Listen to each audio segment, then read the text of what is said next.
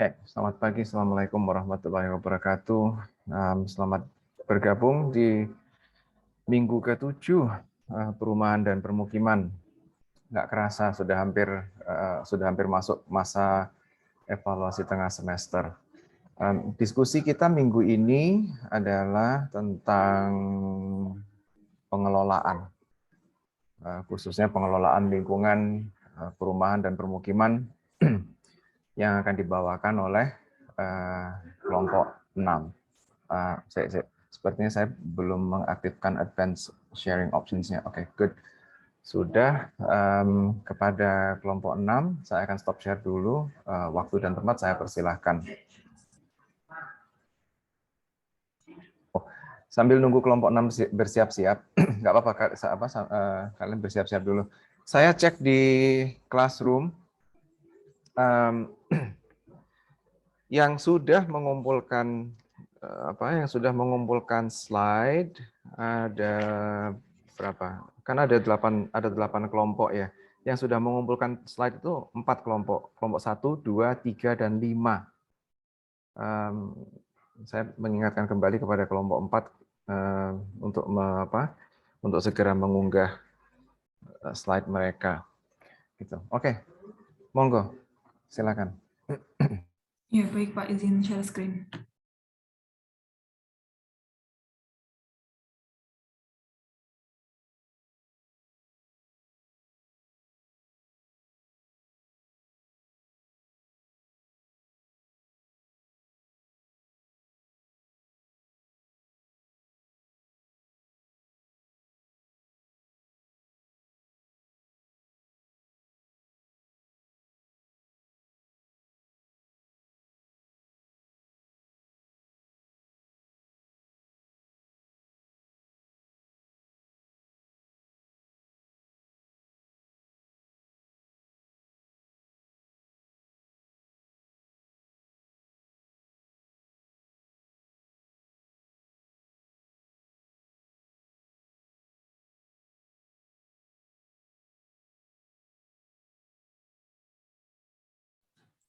Permisi Pak, mungkin meminta waktu sebentar karena anggota kelompok kami belum lengkap.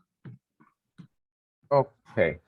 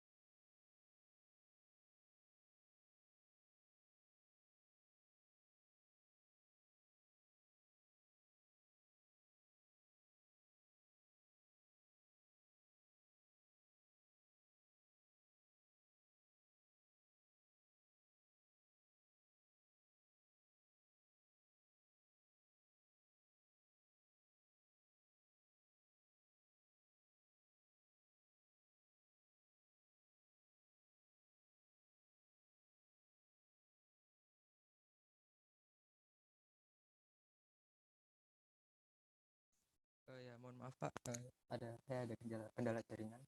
Ya, baik. Terima kasih atas kesempatannya. Assalamualaikum warahmatullahi wabarakatuh. Ya, perkenalkan kami dari kelompok 6. Mungkin kalau minggu lalu kita kan sudah membahas strategi pembiayaan perumahan dan permukiman. Nah, untuk pada kesempatan kali ini kita akan membahas strategi pengelolaannya. Ya, bisa di next. Ya, berikut ini adalah anggota tim kami, ada Lulu, ada Alvina, Erica, Naila, dan saya sendiri, Wisnu. Bisa di next.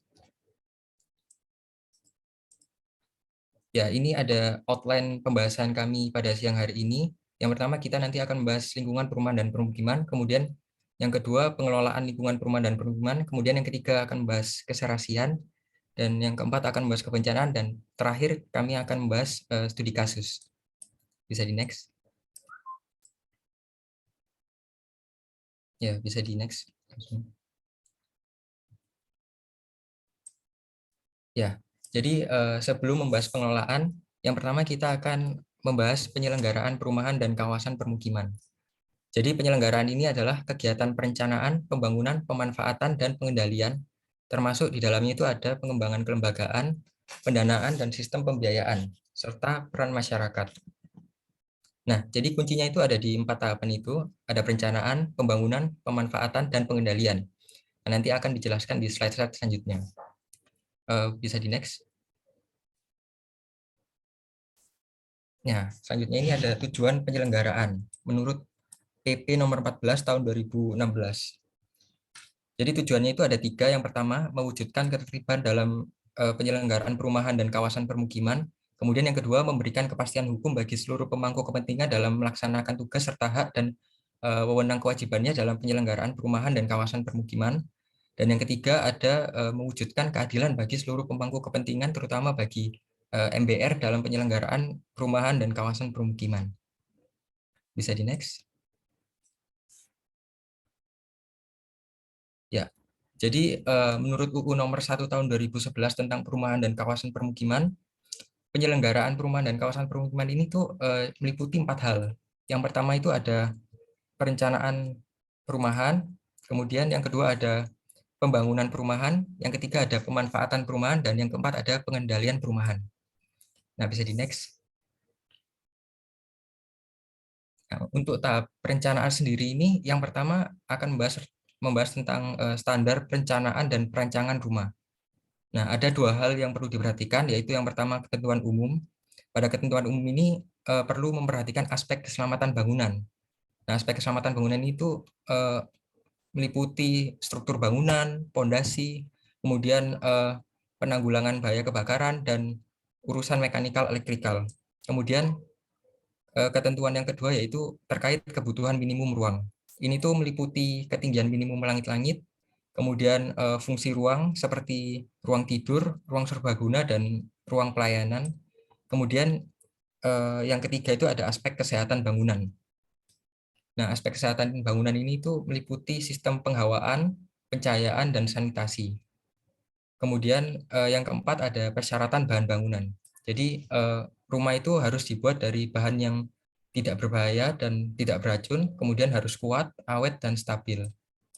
Kemudian untuk standar teknisnya itu ada 3. Yang pertama yaitu pemilihan lokasi rumah.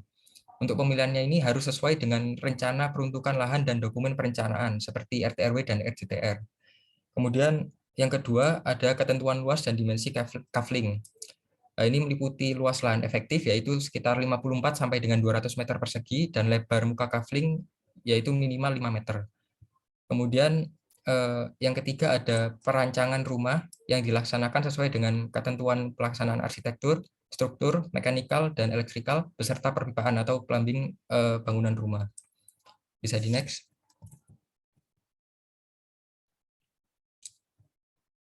Ya, selanjutnya terkait kriteria rumah layak huni. Rumah layak huni sendiri ini adalah rumah yang memenuhi persyaratan keselamatan bangunan dan kecukupan minimum luas bangunan serta kesehatan penghuninya. Nah, menurut Kepmen Kimpraswil nomor 403 tahun 2002 dan Permenpera nomor 22 tahun 2008, kriteria rumah layak huni ini meliputi beberapa hal. Ada 6, yaitu yang pertama struktur konstruksi atap, lantai, dan dinding atau aladin ini harus memenuhi persyaratan keselamatan dan kenyamanan bangunan, yaitu harus kokoh dan tidak ada retak-retak. Kemudian yang kedua itu terdapat jaringan air bersih dan PDAM atau sumber air bersih lainnya yang berfungsi dengan baik. Kemudian yang ketiga terdapat utilitas jaringan listrik yang berfungsi untuk kebutuhan sehari-hari penghuni. Kemudian yang keempat itu ada jalan lingkungan yang telah diberi perkerasan dan berfungsi dengan baik, bukan hanya berbentuk tanah yang bergelombang dan berlubang. Kemudian yang kelima, adanya saluran atau drainase lingkungan yang telah selesai dan berfungsi dengan baik. Dan yang terakhir, yang keenam itu ada penyediaan septic tank yang berfungsi dengan baik, aman, dan tidak mencemari lingkungan. Nah, bisa di next. Ya, selanjutnya ini membahas tentang standar perencanaan prasarana, sarana, dan utilitas umum atau PSU. Untuk ketentuan umumnya sendiri, yang pertama itu kebutuhan daya tampung perumahan. Jadi harus tersedia pusat lingkungan yang menampung berbagai sektor seperti sektor ekonomi, sosial, dan budaya, dari skala lingkungan terkecil sampai yang terbesar. Kemudian untuk yang kedua yaitu ada kemudahan pengelolaan dan penggunaan sumber daya setempat. Ini tuh perlu memperhatikan aspek kegunaan, aspek keselamatan, dan kemandirian.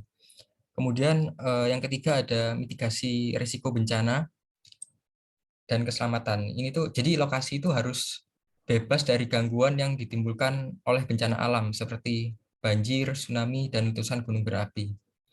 Nah, kemudian yang keempat itu ada terhubung dengan jaringan perkotaan existing. Nah, ini seperti jaringan jalan, jaringan drainase, air bersih, listrik, dan pengelolaan limbah. Kemudian untuk standar teknisnya itu yang pertama ada standar prasarana. Ini tuh yang paling sedikit itu harus meliputi jalan, drainase, sanitasi, dan air minum. Jadi prasarana ini harus direncanakan untuk bisa melayani kebutuhan jumlah populasi setingkat RW. Kemudian untuk standar sarana yang kedua ini memenuhi kebutuhan minimal, ruang terbuka hijau yang harus dilihat dari kapasitas dan kebutuhan lahannya. Kemudian untuk yang ketiga ada standar utilitas umum, yaitu kelengkapan penunjang khususnya berupa jaringan listrik. Bisa di next.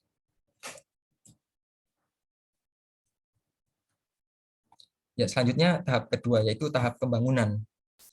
Nah, kebijakan umum pembangunan perumahan ini diarahkan untuk 3 hal.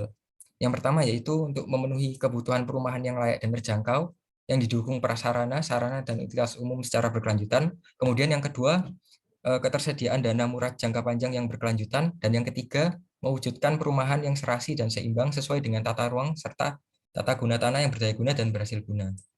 Bisa di next. Ya, selanjutnya terkait pembangunan perumahan. Pembangunan perumahan ini meliputi 2 hal. Yang pertama yaitu pembangunan prasarana, sarana, dan utilitas umum perumahan. Yang mana ini harus memenuhi beberapa persyaratan. Yaitu yang pertama kesesuaian antara kapasitas pelayanan dan jumlah rumah. Kemudian yang kedua keterpaduan antara prasarana dan sarana dan utilitas umum dan lingkungan hunian. Kemudian yang ketiga ketentuan teknis pembangunan prasarana, sarana, dan utilitas umum. Nah, kemudian yang kedua terkait peningkatan kualitas perumahan. Ini tuh dilaksanakan melalui upaya penanganan dan pencegahan terhadap perumahan kumuh dan permukiman kumuh, serta penurunan kualitas lingkungan. Bisa di next. Selanjutnya ada tahap pemanfaatan. Pada tahap pemanfaatan ini tuh pemanfaatan perumahan di lingkungan hunian ini meliputi 3 hal. Yang pertama yaitu pemanfaatan rumah, yang mana rumah ini dapat digunakan sebagai kegiatan usaha secara terbatas tanpa membahayakan dan mengganggu fungsi hunian. Kemudian yang kedua pemanfaatan prasarana dan sarana perumahan, yang mana ini dilakukan sesuai dengan ketentuan perundang-undangan. Kemudian yang ketiga juga ada pelestarian rumah, perumahan, serta prasarana dan sarana perumahan. Bisa di next.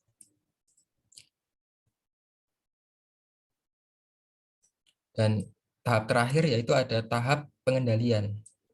Nah, pada tahap pengendalian itu sebenarnya sudah dilakukan pada 3 tahap sebelumnya. Sudah mulai dilakukan pada 3 tahap selanjutnya, yaitu tahap perencanaan, tahap pembangunan, dan tahap pemanfaatan. Untuk pengendalian perumahan ini itu dilaksanakan oleh pemerintah daerah dengan cara membentuk atau menunjuk SKPD tertentu.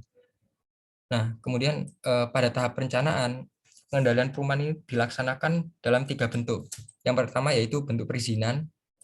Nah, bentuk perizinan ini itu dilakukan melalui pemberian izin yang efektif dan efisien. Kemudian bentuk penertiban ini tuh dilakukan untuk menjamin kesesuaian perencanaan perumahan dengan RT RW dan ketentuan perundang-undangan. Dan yang ketiga bentuk penataan.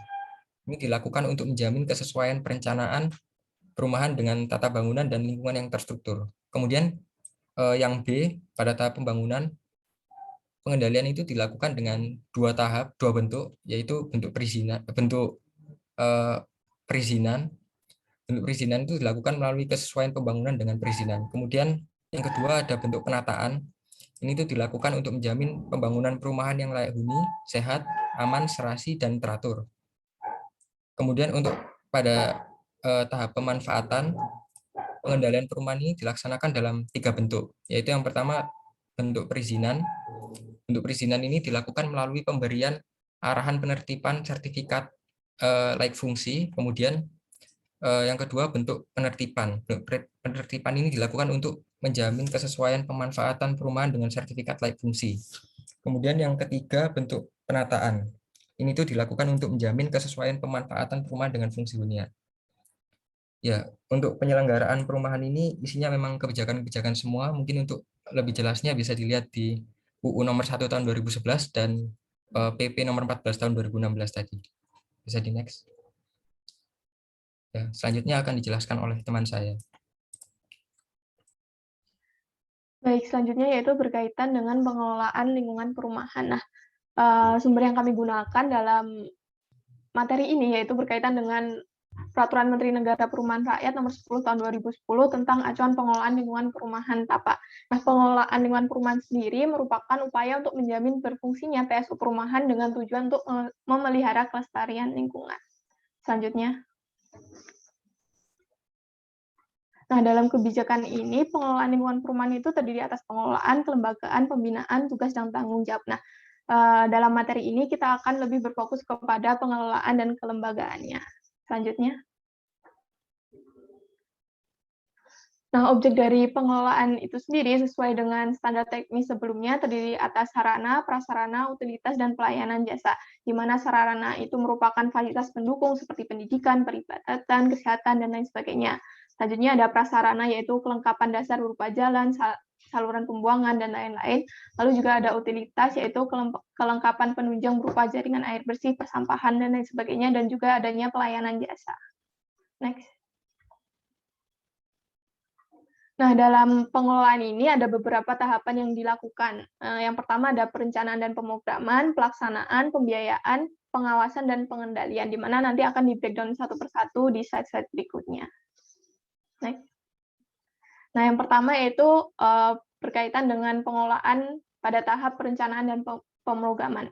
Nah, ini merupakan tahapan analisis dari kegiatan pengelolaan yang akan dilakukan. Nah, kegiatan di dalamnya itu berupa pendataan existing dan analisis masalah, perencanaan program kebijakan, mekanisme penanganan, juga adanya perencanaan anggaran, baik dari kebutuhan, penyediaan, dan pengelolaan dana anggaran, lalu juga yang terakhir yaitu berkaitan dengan dokumen teknis atau rancangan yang akan dilakukan terkait pengelolaan perumahan. Nah, selanjutnya yaitu tahapan pelaksanaan. Nah, dalam tahapan pelaksanaan ini ada dua kegiatan di dalamnya, yaitu pengorganisasian dan juga realisasi kerja. Nah, dalam pengorganisasian ini yaitu berkaitan dengan pengorganisasian tanggung jawab dan mobilisasi dari sumber daya yang dibutuhkan dalam pengelolaan perumahan. Lalu dalam realisasi kerja ada empat kegiatan yang dilakukan, yaitu pemanfaatan, pengamanan, pemeliharaan, dan juga perawatan. Nah, dalam pemanfaatan ini berkaitan dengan penggunaan PSU sebagai objek dari pengelolaan Perkim. Lalu ada pengamanan, yaitu kegiatan pengamanan atau melindungi PSU itu sendiri dari tindakan yang merusak, lalu pemeliharaan, baik dengan pembersihan, perapian, pemeriksaan, pengujian PSU, dan juga adanya perawatan atau perbaikan dari PSU tersebut. Selanjutnya. Nah, ini merupakan kegiatan dari realisasi kerja berupa pemanfaatan. Mungkin bisa langsung di next saja. Ini masih dalam kegiatan pemanfaatan. Lalu ini kegiatan pengamanan. Ini kegiatan pemeliharaan. Selanjutnya. Dan juga ini yang terakhir tadi, kegiatan perawatan. Selanjutnya. Nah, tahapan yang ketiga yaitu berkaitan dengan tahapan pembiayaan dari pengelolaan. Nah, pada tahapan ini itu berkaitan dengan sumber anggaran yang digunakan, penyediaan anggaran, lalu juga adanya penggunaan anggaran dalam pengelolaan Perkim tersebut. Next. Nah, yang terakhir yaitu kegiatan pengawasan dan pengendalian, di mana di dalamnya yaitu pengawasan dan pengendalian yang dilakukan terhadap prasarana, sarana, dan utilitas umum serta pelayanan jasa, di mana kegiatan ini itu dilakukan oleh lembaga pengelolaan dibantu oleh masyarakat penghuni. Next. Nah, tadi kan berkaitan dengan pengelolaan. Nah, ini merupakan berkaitan dengan kelembagaan dari pengelolaan lingkungan Perkim. Nah, menurut peraturan ini, pengelolaan lingkungan perumahan itu dilakukan terhadap prasarana, sarana, dan utilitas umum yang telah diserah terimakan kepada pemerintah daerah. Jadi, Pemda yang mengelola dan tentunya dibantu oleh dinas terkait atau SKPD terkait. Nah, Pemda sendiri nantinya dalam mengelola PSU akan sesuai dengan wilayah kewenangannya. Nah, selanjutnya terkait penyedia dan pengelola perumahan, kita memiliki Dinas Perumahan Rakyat dan Kawasan Permukiman serta BUMN Perlunas dalam penyedia dalam pengelolaan perumahan. Nah, dalam Dinas Perumahan Rakyat dan Kawasan Permukiman terdapat kepala seksi bagian, yaitu berkaitan dengan prasarana dan sarana utilitas umum, yang tugasnya yaitu melakukan pelaksanaan pengelolaan PSU dan lain sebagainya. Lalu terkait SKBD dan swasta terkait, contohnya saja ada PDAM yang mengelola air minum, PLN yang mengelola kelistrikan, Telkom mengelola jaringan, DLH mengelola lingkungan, dan BNPB mengelola kebencanaan, dan juga SKBD terkait lainnya. Mungkin bisa dilanjutkan. Untuk selanjutnya, keserasian kawasan perumahan dan permukiman. Ya, untuk keserasian kawasan perumahan dan permukiman ini merupakan suatu penataan gitu, kayak kawasan perkim yang sepadan, selaras, dan berkelanjutan. Next. Untuk tujuannya itu yang pertama, agar dapat tertata baik nantinya sehingga meningkatkan pertumbuhan dan pembangunan berkelanjutan. Kemudian yang kedua, sebagai acuan pemerintah daerah dalam menyusun kebijakan dan pelaksanaan pembangunan kawasan perkim. Kemudian yang terakhir, itu bisa mendorong pemerintah daerah, badan usaha, dan badan sosial serta masyarakat untuk mewujudkan keserasian perkim. Ya, ini untuk ketentuannya ada 3. Yang pertama, klasifikasi kawasan. Yang kedua, klasifikasi lingkungan perumahan dan permukiman. Dan yang ketiga, persyaratan keserasian kawasan. Ya, masuk ke klasifikasi kawasan.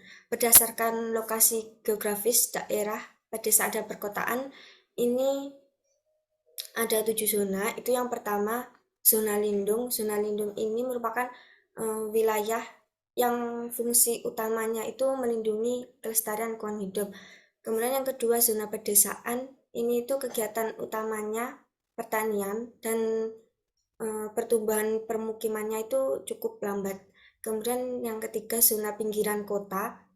Ini merupakan perbatasan kota dan desa, dan pertumbuhan permukimannya itu cukup signifikan. Kemudian yang keempat, zona perkotaan. Ini kalau yang desa tadi kan kegiatan utamanya pertanian. Kalau di perkotaan ini beda. Ini fungsi kawasannya sebagai tempat permukiman perkotaan, pemusatan, dan distribusi pelayanan jasa sosial dan ekonomi. Kemudian selanjutnya zona pusat kota. Ini merupakan wilayah kota inti yang kepadatan penduduknya tinggi, kemudian untuk sistem jaringan prasarananya terintegrasi. Dan yang selanjutnya untuk zona pusat kota metropolitan. Di sini untuk kepadatannya itu sangat tinggi dan mempunyai peran besar dalam perekonomian negara. Dan selanjutnya untuk yang terakhir, zona preservasi. Ini tuh memiliki makna dan historis serta kultural sendiri. Yang selanjutnya berdasarkan satuan unit lingkungan hidup, ini ada 5. Yang pertama unit wilayah kota, ini ukurannya 500.000 sampai 600.000 jiwa. Kemudian yang kedua bagian wilayah kota, ini 100.000 sampai 150.000 jiwa. Kemudian subbagian wilayah kota 30.000 sampai 40.000 jiwa. Yang keempat blok lingkungan ini 5.000 sampai 6.000 jiwa. Dan yang terakhir subblok lingkungan 200 sampai 500 jiwa. Selanjutnya berdasarkan tingkat kepadatan hunian, untuk yang zona lindung ini kepadatannya 0 jiwa per hektar, kemudian untuk jumlah rumahnya 0, kemudian zona pedesaan ini kepadatannya 50 jiwa per hektar, dan untuk jumlah rumah maksimumnya kurang dari sama dengan 15. Selanjutnya untuk zona pinggiran kota ini kepadatannya 51 sampai 100, dan untuk jumlah rumah maksimumnya kurang dari sama dengan 25. Kemudian zona perkotaan 101 sampai 300 jiwa per hektar. Untuk jumlah rumah maksimumnya itu kurang dari sama dengan 75. Selanjutnya untuk zona pusat kota 301 sampai 500 jiwa per hektar, itu jumlah rumah maksimumnya kurang dari sama dengan 125. Kemudian untuk zona pusat metropolitan itu lebih dari 501, dan untuk jumlah rumah maksimumnya itu kurang dari sama dengan 300. Sedangkan untuk zona preservasi ini sesuai dengan ketentuan yang berlaku di daerah masing-masing. Next.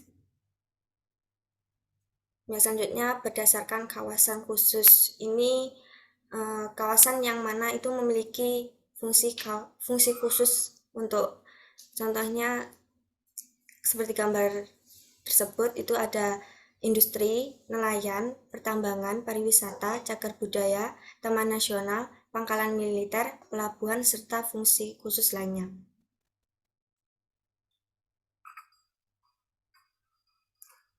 Yang selanjutnya berdasarkan selanjutnya masuk ke klasifikasi lingkungan perumahan dan permukiman.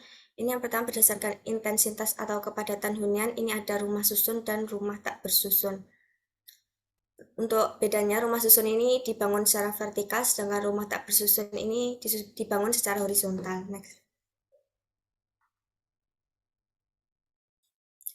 Dan selanjutnya terkait intensitas tutupan lahan, untuk rumah taman itu KDP-nya lebih kecil dari 30%, untuk rumah renggang itu KDP-nya 30 sampai 50%, rumah deret 50% sampai 70%, rumah susun itu juga sama 50 sampai 70%, kemudian rumah susun taman itu KDP-nya lebih kecil dari 50%.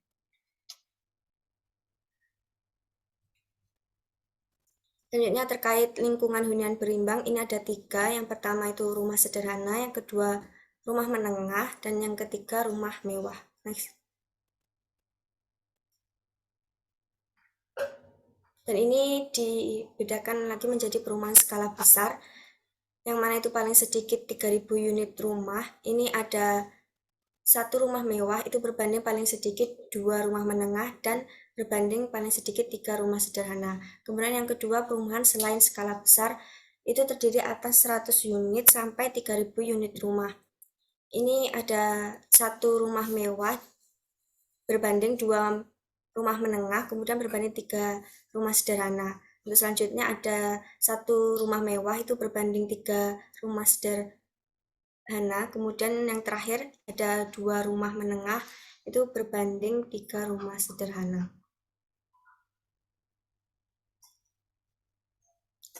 Ya, untuk selanjutnya terkait fungsi usaha pengguna bangunan, ini ada rumah tinggal, kemudian rumah toko atau kantor, rumah produktif, dan bangunan campuran. Yang terakhir masuk ke persyaratan keserasian kawasan. Yang pertama terkait lokasi kawasan perumahan permukiman. Ini untuk menjaga konsistensi pembangunan keserasian kawasan kota dan desa. Kemudian yang kedua terkait ruang terbuka hijau. Ini bertujuan agar kawasan perumahan permukiman itu memenuhi standar kebutuhan terhadap RTH. Selanjutnya yang ketiga terkait intensitas pemanfaatan lahan. Ini juga untuk menentukan besaran IPL yang mencakup pengaturan paling padat. Kemudian yang keempat, subsidi silang. Ini merupakan penyediaan lingkungan hunian dalam tatanan kehidupan seimbang agar masyarakat yang mampu itu berkesempatan membantu kelompok yang kurang mampu.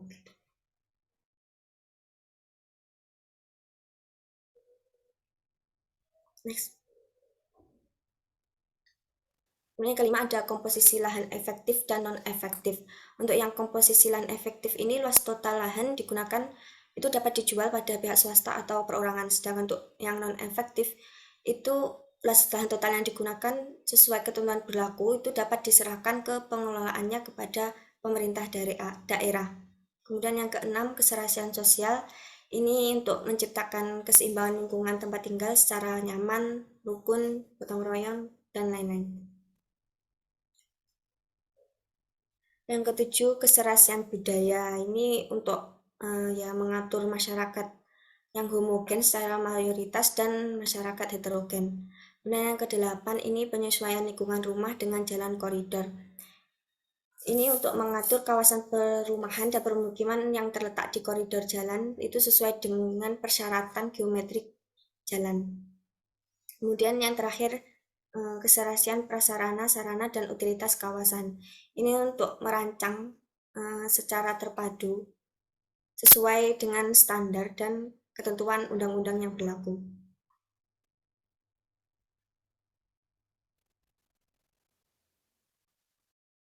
Ya, baik. Selanjutnya ada kebencanaan. Ya, jadi di kebencanaan ini ada 4 pokok yang bakal dibahas. Yang pertama tentang bencana. Bencana itu sendiri merupakan sesuatu yang menyebabkan kerugian, kesusahan, dan juga penderitaan. Yang kedua ada bencana alam, yaitu bencana yang diakibatkan atau ditimbulkan karena peristiwa alam. Yang ketiga ada kerentanan, yang mana merupakan karakteristik dan juga situasi dari suatu masyarakat, sistem, atau aset yang membuat mereka mudah terkena dampak merugikan dari sebuah bahaya atau dampak perubahan iklim. Dan yang terakhir ada mitigasi bencana, yaitu upaya-upaya yang dilakukan untuk mengurangi risiko bencana. Nah, di sini sendiri ada 3 dari mitigasi. Yang pertama ada ketahanan, kerentanan, dan juga bencana alam. Yang pertama adalah ketahanan. Jadi untuk yang ketahanan ini adalah kesesuaiannya terhadap RT/RW yang sudah ditetapkan seperti itu. Yang kedua ada kelengkapan sarana-prasarana untuk menanggulangi dampak dari bencana alam itu sendiri, yaitu upaya preventif dan juga kelengkapan sarana-prasarana evakuasi, yaitu ketika pasca terjadinya bencana. Poin ketiga ada kesiapan institusi, yang mana institusi ini adalah pihak-pihak yang terkait untuk ketika terjadinya bencana alam dan juga penanggulangannya, yang nanti akan saya bahas lebih jelas di slide selanjutnya. Dan yang terakhir ada kualitas lingkungan, yaitu kualitas lingkungan fisik alami yang mampu mengurangi dampak bencana alam itu sendiri. Selanjutnya ada kerentanan. Untuk kerentanan ini ada 4 poin, yaitu fisik dan lingkungan, yang mana terdiri dari kekuatan struktur lahan, struktur fisik bangunannya, kepadatan bangunan, bahan atau materialnya, ketersediaan sarana dan prasarana, serta utilitasnya. Ada juga sosial dan kependudukan, yang mana terdiri atas jumlah penduduk, kepadatan penduduk, struktur penduduk, dan juga budaya kearifan lokal.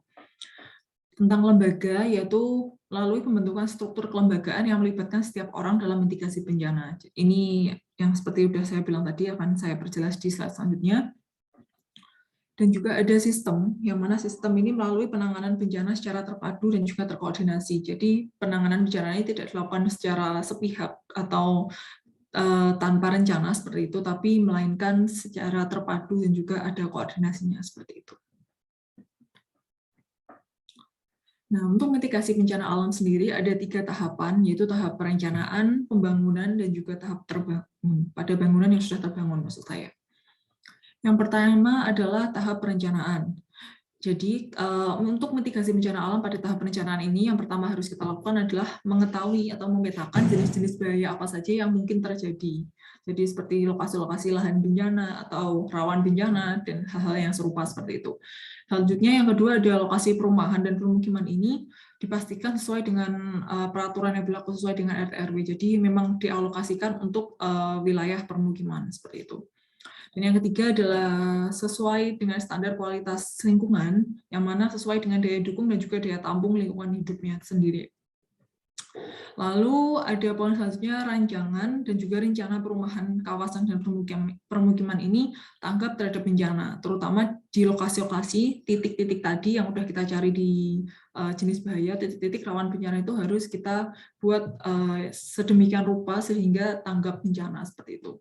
Poin selanjutnya adalah melibatkan masyarakat. Di sini untuk pihak-pihak terkaitnya tidak hanya pemerintah dan juga NGO aja, tapi juga masyarakat. Yang mana jika kita melibatkan masyarakat, maka kita harus melakukan sosialisasi terhadap masyarakat itu sendiri. Yang fungsinya untuk meningkatkan pengetahuan, pemahaman, keterampilan, dan juga kemandirian dari masyarakat tersebut untuk menanggulangi dan juga mengelola risiko dari bencana alam. Selanjutnya ada pembangunan. Jadi tadi udah direncanakan nih, selanjutnya ketika proses pembangunannya sendiri, yang pastinya tetap kita melakukan proses pemilihan lokasi, ya lokasi mana aja yang cocok untuk membangun seperti itu. Juga ada pemetaan, Di sini pemetaannya pemetaan zonasi-zonasi dari bencana alam seperti di titik ini rawan untuk bencana X, di titik ini rawan untuk bencana Y, dan seterusnya seperti itu. Terus ada strukturisasi bangunan, di sini berupa materialnya, konstruksinya dari satu bangunan. Jadi misal kalau di daerah rawan bencana banjir, kita harus sesuaikan materialnya yang cocok apa. Untuk di daerah rawan longsor, kita harus sesuaikan materialnya, dan juga strukturnya, konstruksinya dari bangunan itu sendiri itu seperti apa. Jadi kita sesuaikan dengan lokasi di pembangunan dari bangunan tersebut. Selanjutnya ada penyediaan prasarana, sarana, dan juga utilitas yang mana sesuai dengan cakupan layanan dari daerah rawan bencana tadi. Dan yang terakhir ada pengendalian pembangunan perumahan dan kawasan permukiman sesuai dengan perizinan. Ya, dan yang terakhir setelah direncanakan dan juga dibangun, ini adalah tahap yang terbangun, yaitu udah selesai pembangunannya.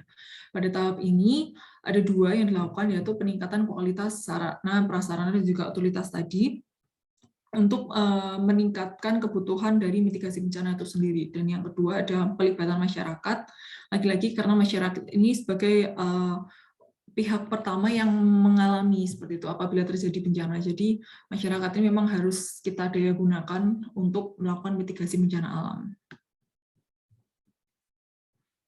Ya, ini ada suatu diagram dari manajemen krisis dan bencana, strategi dan juga konsep kerjanya. Jadi yang pertama ada tahap penanganan. Jadi penanganan bencana itu dimulai dengan perencanaan yang mencakup skenario yang akan dilakukan ketika bencana terjadi. Jadi itu lebih ke kalau ada bencana yang kecil, upaya-upaya apa yang akan kita lakukan. Tentu saja bencana yang kecil akan berbeda dong tahapan untuk mitigasinya dan juga evakuasinya dibanding dengan bencana yang besar seperti itu. Lalu perencanaan itu memerlukan suatu data sejarah bencana apa saja yang pernah menimpa lokasi tersebut. Jadi misal dulu lokasi ini pernah terjadi banjir seperti itu. Jadi untuk kedepannya lebih diantisipasi apabila akan terjadi banjir lagi seperti itu. Selain itu dalam proses perencanaan ini kita perlu menggait beberapa pihak-pihak yang terkait gitu, yang berwajib seperti pihak pariwisata juga kita perlu gait. Terus ada NGO dan juga ada masyarakat, karena itu tadi, karena suatu sistem ini dari beberapa stakeholder terkait ini akan membuat suatu proses mitigasi bencana berjalan dengan baik seperti itu. Nah, ketika bencana terjadi, implementasi penanganan bencana di lapangan ini memerlukan kesiapan-kesiapan dari pihak-pihak yang sudah saya jelaskan tadi seperti itu. Jadi mungkin sebelum terjadi bencana tadi kita bisa melakukan pelatihan-pelatihan dan juga hal yang serupa seperti itu. Dan juga untuk langkah terakhirnya dalam penanganan bencana adalah melakukan evaluasi dari dan juga umpan balik atas apa yang telah terjadi dan juga melakukan pemulihan agar terjadi normal seperti sebelumnya. Jadi setelah melakukan serangkaian tahap, kita melakukan evaluasi dan juga umpan balik terhadap masyarakat. Kita kurangnya apa, kita lebihnya di apa, kita perbaiki yang kurang, kita tingkatkan yang sudah baik seperti itu. Ya, jadi ini ada stakeholder terkait yang sudah saya jelaskan tadi. Di sini, menurut Undang-Undang Nomor 24 Tahun 2007 tentang penanggulangan bencana, ada beberapa pihak, yaitu ada pemerintah pusat, pemerintah daerah, BNPB, lembaga usaha, lembaga internasional juga. Nah, beberapa stakeholder yang bisa kita lihat contoh-contohnya ada BNPB atau Badan Nasional Penanggulangan Bencana, itu yang di nasional. Kalau di daerah ada Badan Penanggulangan Bencana Daerah, ada juga LSM, pemerintah daerah udah pasti, ada Basarnas, TNI, Polri, dan juga BMKG, serta berbagai stakeholder lainnya. Ya, selanjutnya di studi kasus yang akan dijelaskan oleh teman saya. Terima kasih. Selanjutnya akan masuk ke studi kasus ya, karena tadi udah materi semua, sekarang kita coba ke praktikalnya di Indonesia seperti apa. Boleh di next? Ya, oke. Untuk studi kasus yang pertama, ini terkait mitigasi bencana kebakaran di permukiman padat, yaitu di Kelurahan Taman Sari, Kota Bandung. Boleh di next? Pertama ini adalah untuk alur pembahasan studi kasus kita kali ini, yaitu yang pertama kita akan bahas terkait identifikasi umumnya, gambaran umumnya, risiko kebakarannya, kerentanan dan ketahanannya. Lalu kita masuk ke skenario mulai dari pencegahan, mitigasi, kesiapsiagaan, penanggulangan kedaruratan, hingga ke pemulihannya. Boleh di next. Ya, yang pertama ini ada gambaran umum kawasan, yaitu terkait batas administrasi, di mana Kelurahan Taman Sari itu termasuk ke dalam Kecamatan Bandung Wetan, dan memiliki luas lahan kurang lebih 102 hektar, dengan batas administratif bisa dilihat di gambar, yaitu batas selatan dengan Kelurahan Babakan Ciamis, Kecamatan Sumur Bandung, bagian utara ada Kelurahan Lebak Siliwangi, Kecamatan Coblong, bagian timur ada Kelurahan Citarum, Kecamatan Bandung Wetan, dan di bagian barat ada Kelurahan Cipaganti, Kecamatan Coblong. Boleh di next. Nah, ini ada tabel ya, jumlah penduduk berdasarkan kelompok usia di Kelurahan Taman Sari di Kecamatan Bandung Wetan per 2019, di mana jumlah penduduknya kalau per 2019 itu ada 22.553 jiwa atau 77,9% dari total penduduk di Kecamatan Bandung Wetan. Nah, ini jumlahnya itu jauh melampaui dua kelurahan lain di Kecamatan Bandung Wetan, yaitu Kelurahan Citarum dan Ciapit, yang masing-masing itu cuma punya 2.261 dan 4.103 jiwa. Boleh di next. Selanjutnya adalah terkait perhitungan kepadatan penduduk dan IPR yang ada di Kelurahan Taman Sari, di mana tadi ada 22.553 jiwa dengan total luas lahan 102 hektar. Jadi untuk kepadatan penduduknya ada 221 jiwa per hektar. Nah, kalau menurut SNI Tata Cara Perencanaan Lingkungan Perumahan dan Perkotaan, kayak yang di tabel bawah itu, kepadatan penduduk di Kelurahan Taman Sari itu udah masuk ke kepadatan penduduk tinggi, dengan coverage area antara 60-70% dan KTB-nya mencapai 80-90%, serta 65% dari total bangunannya itu tidak beraturan atau tidak memiliki keteraturan. Boleh di next. Nah, oke, untuk faktor-faktor yang mempengaruhi risiko kebakaran yang ada itu tentunya yang pertama adalah kepadatan tinggi yang ada di Taman Sari, terus karena kurangnya keteraturan bangunan dan aksesibilitas yang rendah. Aksesibilitas yang rendah ini hubungannya sama aksesibilitas mobil damkar dalam mencapai titik kebakaran ya. Jadi manuvernya itu rendah kalau di wilayah Taman Sari. Bahkan kalau kita lihat fire history atau histori kebakaran beberapa tahun ke belakang, itu di tahun 2013 dan 2014 udah ada kebakaran besar di wilayah RW 9 dan RW 16 Kelurahan Taman Sari yang diakibatkan oleh aktivitas rumah tangga, dan di tahun 2015-nya ada lagi kebakaran besar akibat konsleting listrik di RW 20. Dari fire history tadi, fokus studi kasus kali ini difokuskan ke 3 RW yang mengalami kebakaran besar akibat aksesibilitas rendah, yaitu RW 9, 16, dan 20. Boleh di next.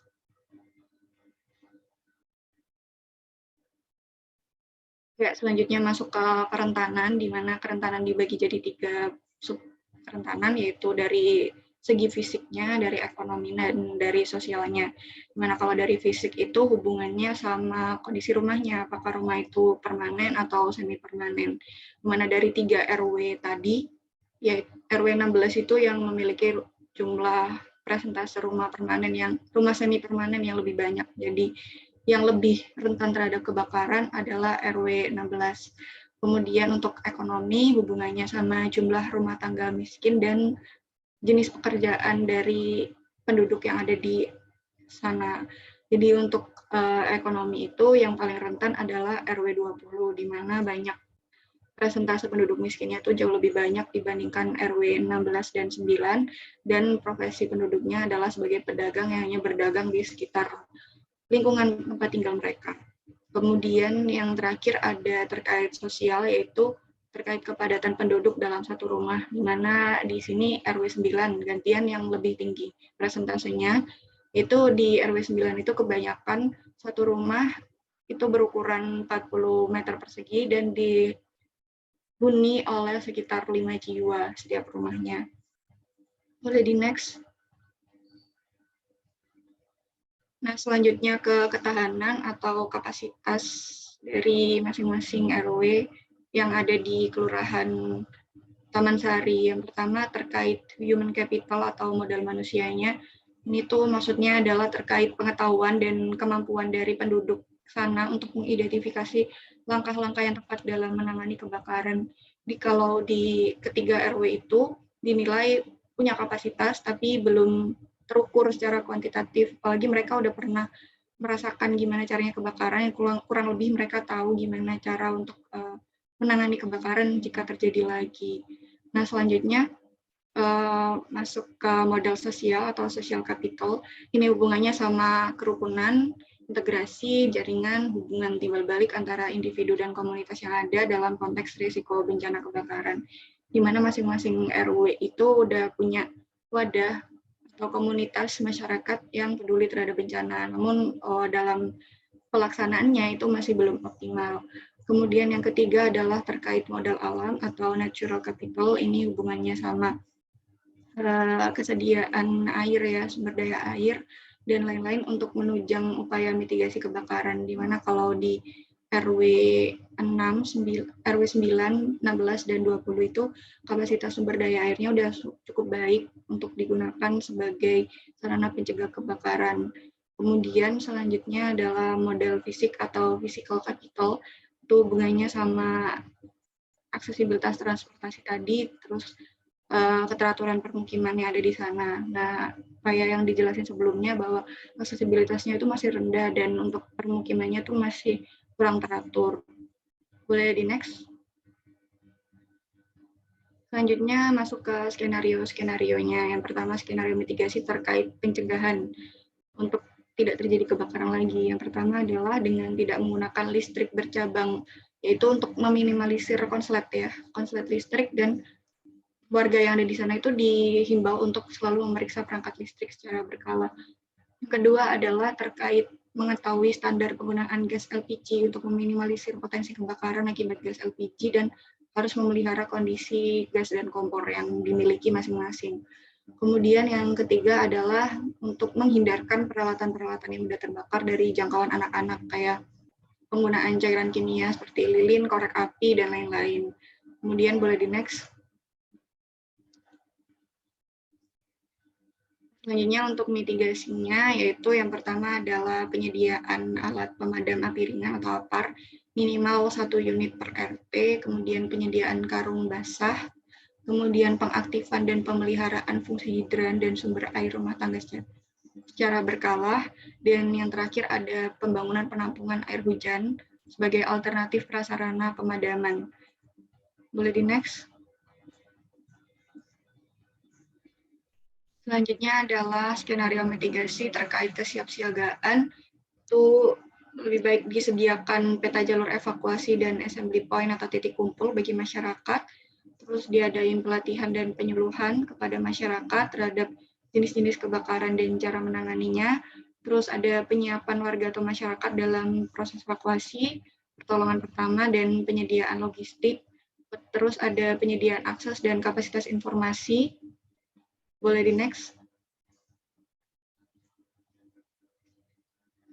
Selanjutnya untuk penanggulangan kedaruratannya, yaitu dengan penyediaan lokasi evakuasi untuk warga dan barang-barang saat terjadi kebakaran, baik bisa ke jalan atau ke lapangan luas, atau ke lokasi pengungsian yang dibangun pada bangunan permanen milik pemerintah.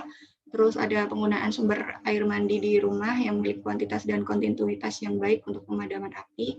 Terus penggunaan lap atau karung basah yang ditempatin di dekatnya sumber potensi api dan menggunakan pasir di dekat sumber potensi api juga. Boleh di next.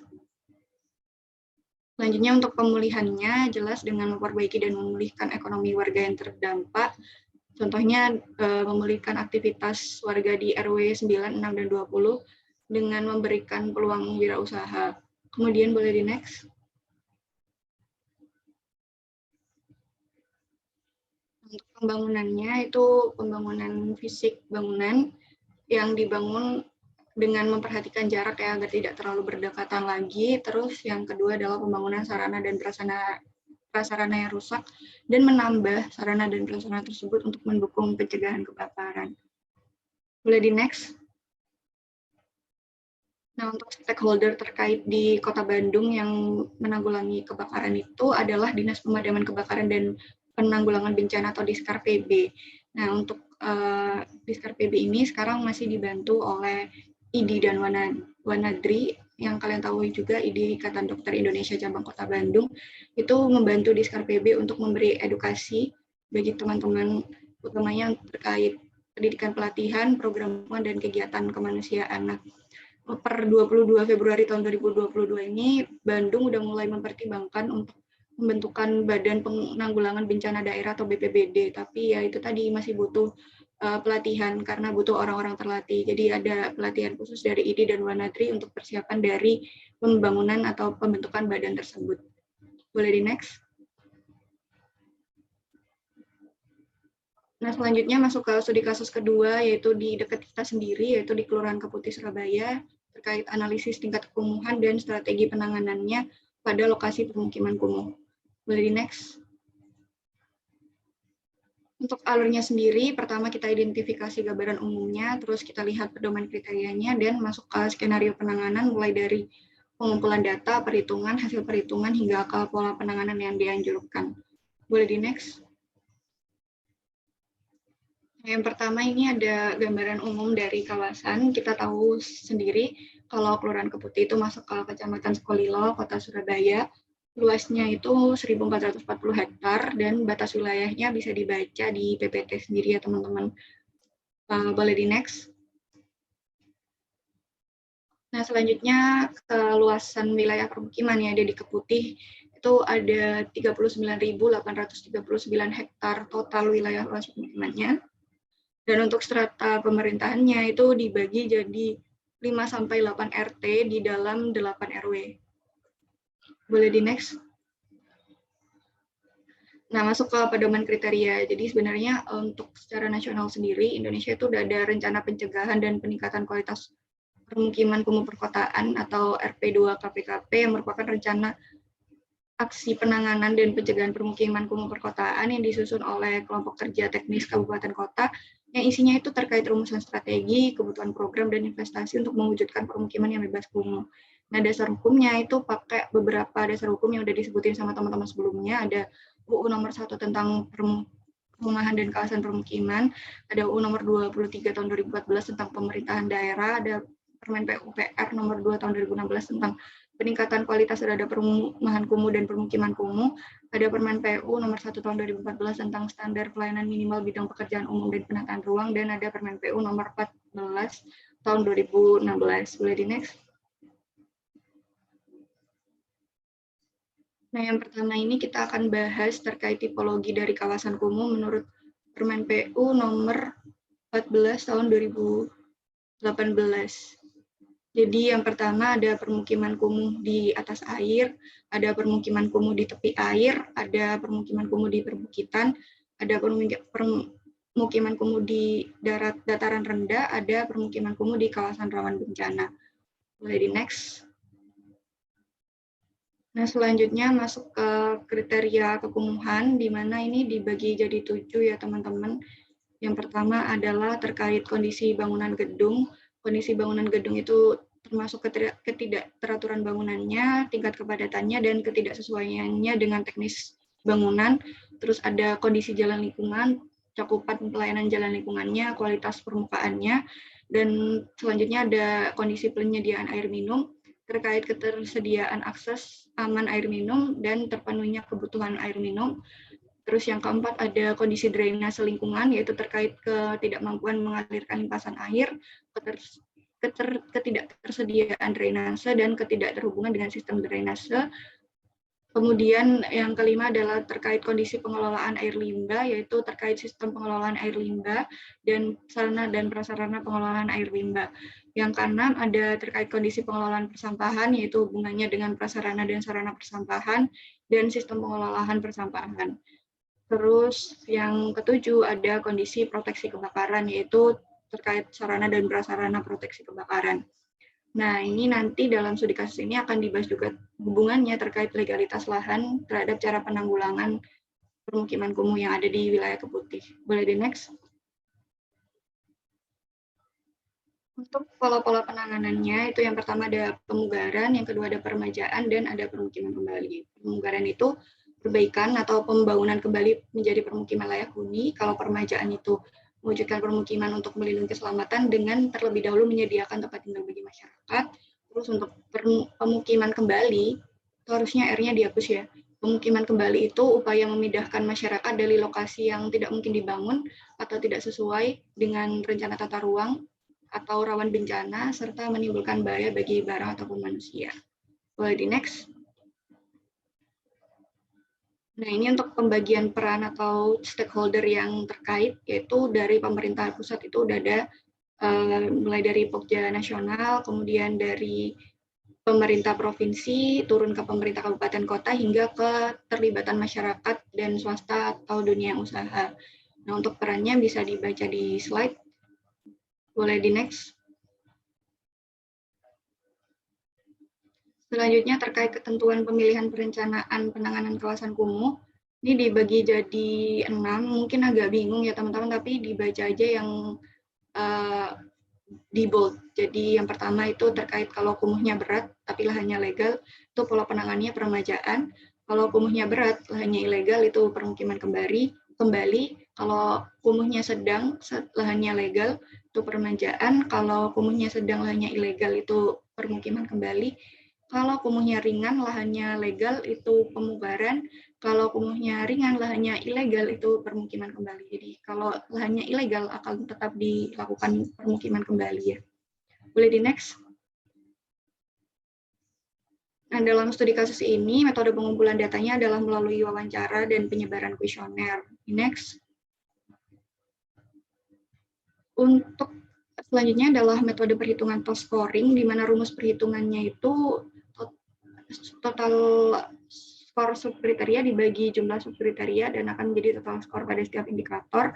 Dan parameter penilaian itu kalau baik skornya 0, kalau cukup baik skornya 1, buruk skornya 3, dan baik dan sangat buruk itu skornya 5. Boleh di next.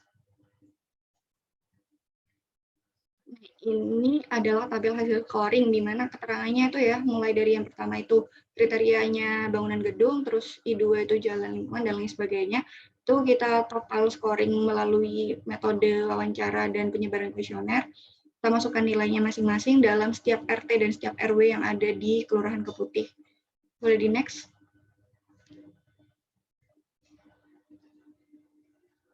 Nah, dari hasilnya itu ada seperti ini tabelnya, terus klasifikasinya itu kalau di totalnya 0 sampai 8,75 itu masuknya bukan kawasan kumuh, kalau 8,76 sampai 17,5 itu kawasan kumuh ringan, kalau 17,51 sampai 26,25 kawasan kumuh sedang, dan yang lebih dari itu adalah kawasan kumuh berat.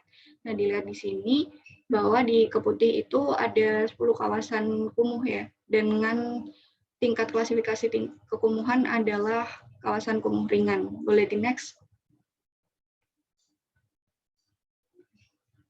Nah, ini ada 10 lokasi teridentifikasi kawasan kumuh ringan, 14 sisanya itu bukan kawasan kumuh. Nah, untuk kawasan kumuh ringannya tadi itu berdasarkan tipologinya dibagi jadi 4. Yang pertama ada di dataran rendah dan tepi air, ada di RW 1, RT 2, RW 8, di RT 3, 4, 6, dan 8-nya. Kemudian ada kawasan kumuh di tepi air di RW 2 dan RT 4, RW 2 RT 4 dan RW 8 RT 7.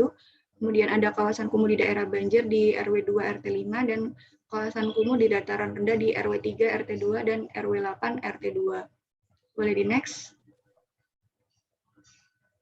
Nah, kalau berdasarkan status lahannya, ini ada 5 status lahan tidak ilegal dan 2 status lahan campuran. Nah, tidak ilegalnya itu dibuktikan dengan tidak adanya surat kepemilikan lahan dan tidak sesuaian dengan RDTRK Surabaya, di mana kalau dilihat dari arahan pengembangannya itu ditunjukkan dalam pola pengembangan kawasan terbuka hijau, tapi dijadikan permukiman.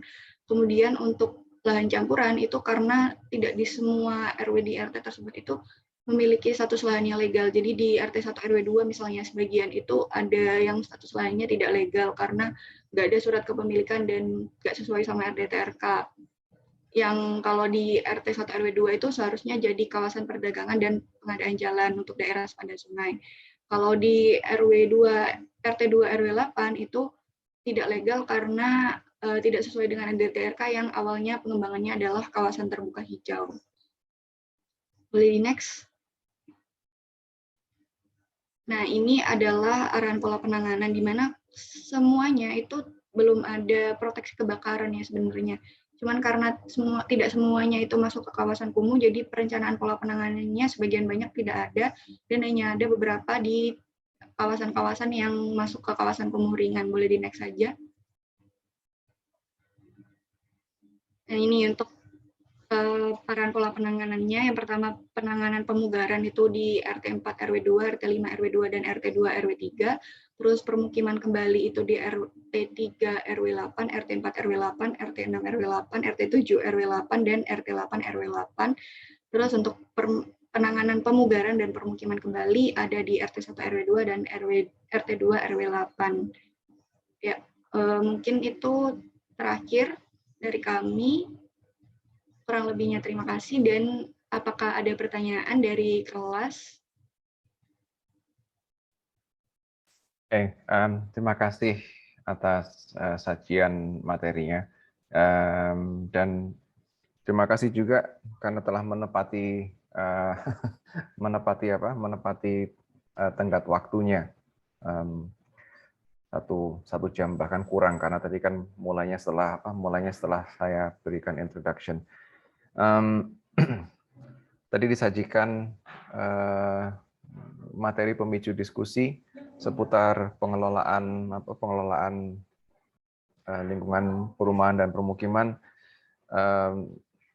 Saya sendiri punya ketertarikan terhadap bencana, khususnya kebakaran di lingkungan perkotaan, dan beberapa tahun yang lalu saya sempat melakukan sedikit kajian tentang desain kawasan atau desain anti kebakaran di kawasan padat perkotaan begitu.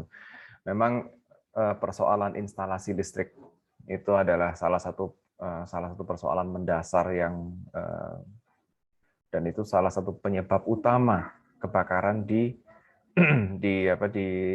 lingkungan permukiman padat. Kalau selain jarak bangunan, terus kemudian jenis bahan bangunan gitu. Dan gaya konstruksi juga berpengaruh. Itu salah satu yang saya temukan beberapa tahun yang lalu. Ada rumah kayak rumah kopel misalnya, yang walaupun dindingnya terpisah tapi struktur atapnya itu jadi satu. Jadi 2 rumah tapi struktur atapnya jadi satu. Kalau yang kayak gitu itu yang satu kebakar, sebelahnya nggak lama pasti ikut kebakar juga. Jadi perembetannya sangat-sangat cepat gitu. Dan itu tantangan karena sebenarnya kota-kota besar kita itu adalah kampung-kampung yang besar. Karena ya sangat padat dan apalagi kalau dia di permukiman kumuh dengan bangunan semi permanen yang biasanya banyak memanfaatkan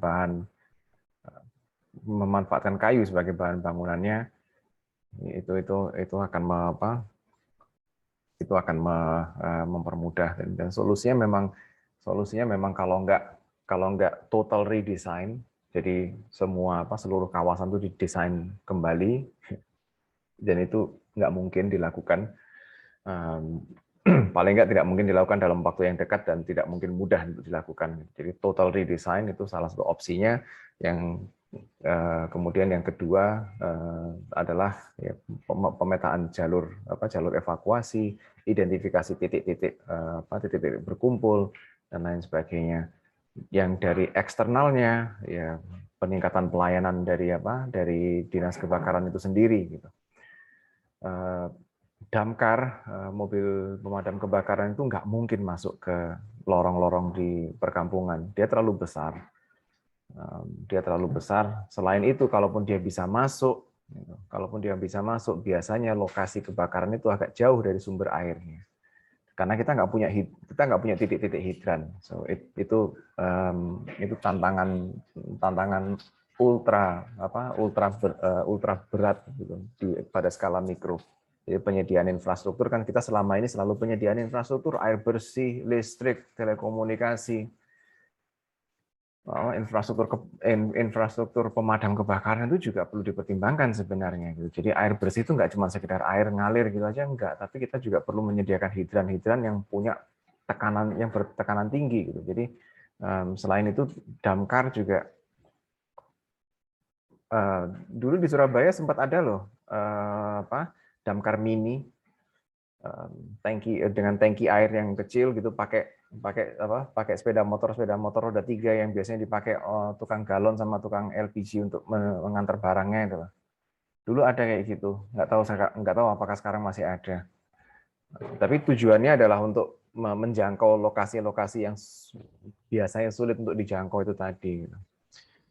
Yaitu sedikit sharing soal kebakaran. Kalau pengalaman saya dengan permukiman kumuh, well, solusinya tadi sudah disampaikan. Dilihat dulu status legalitasnya. Kalau dia legal, ya udah kita lakukan rehabilitasi, peremajaan atau pemugaran gitu. Tapi kalau dia ilegal, out. Memang pendekatan relokasi kan tadi istilahnya apa tadi yang dipakai tadi itu? Bukan relokasi. Permukiman ulang, pemindahan pemukiman. Kenapa? Permukiman kembali. Nah, pemukiman kembali itu kan hanya penghalusan dari relokasi. Sebenarnya itu kalau status tanahnya tidak mungkin dilegalkan, ya sudah out gitu kan ya. Kita mukimkan kembali. Padahal sebenarnya ya. Gitu. Banyak faktor yang mempengaruhi degradasi lingkungan dari baik yang legal maupun ilegal. Yang legal aja dari yang baik-baik saja bisa menjadi kumuh, apalagi yang ilegal. Karena umumnya kalau yang ilegal itu adalah illegal settlement, mereka datang terus kemudian menyediakan infrastrukturnya sendiri dan lain sebagainya. Contoh lokasi yang diamati oleh penulis dari antropolog dari Belanda itu yang menulis buku berjudul Tempat Terbaik di Dunia itu, Van Voorst kalau nggak salah.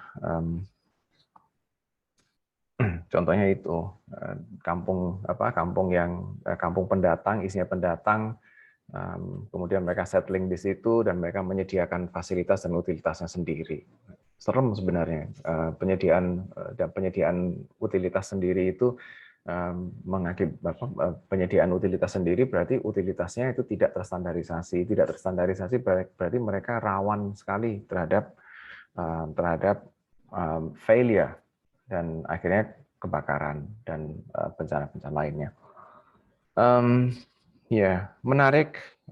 Silakan pada teman-teman yang lain apabila ada yang ingin ditanyakan atau dikomentari.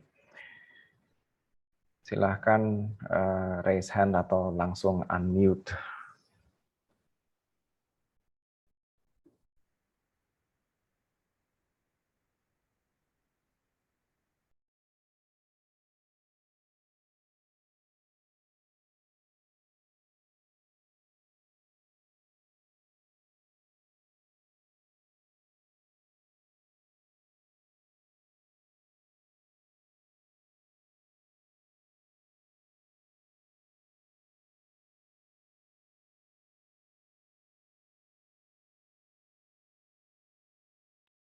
Ini yang langganan bertanya kok tumben diem.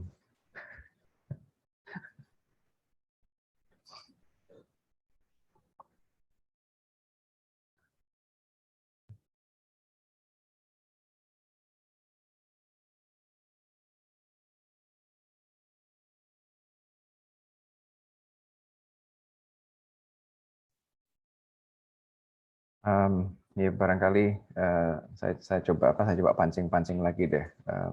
Kalau kemarin ketika asistensi draft, saya tambahkan siapa saja sih aktornya yang terlibat dalam upaya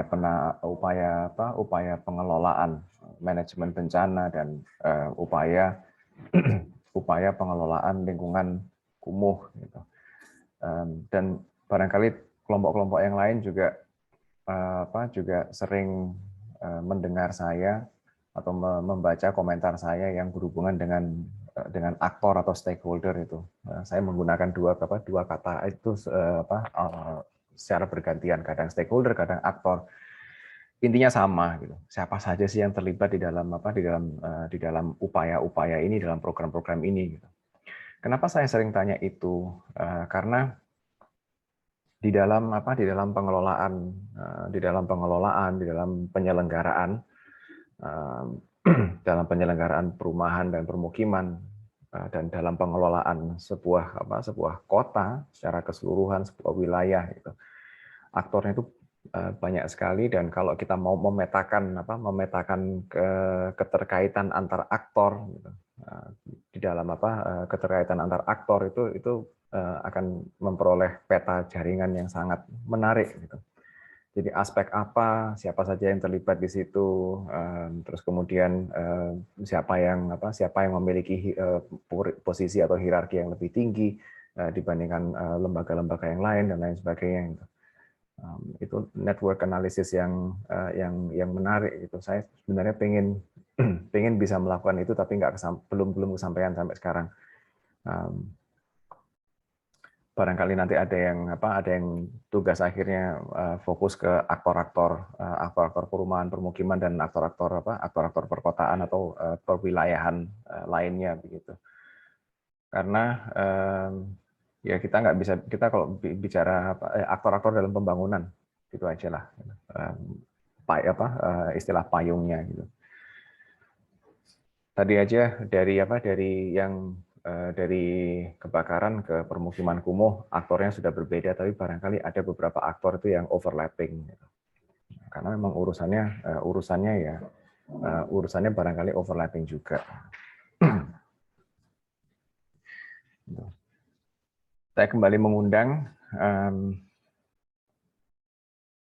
teman-teman yang lain, sekaligus saya mengingatkan kepada teman-teman yang belum, pada kelompok yang belum mengumpulkan presentasi mingguannya di Classroom untuk segera mengunggah, apalagi kalau apabila ada revisi ya silakan direvisi dulu, tapi saya mohon segera mengunggah sebelum minggu ke-8, karena minggu depan kita menginjak ke minggu ke-8 dan kita harus melakukan evaluasi tengah semester gitu. So, big reminder.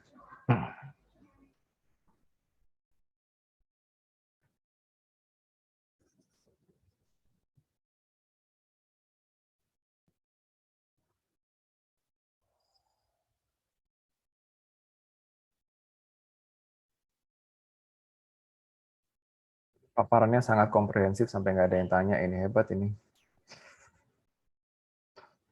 Very nice.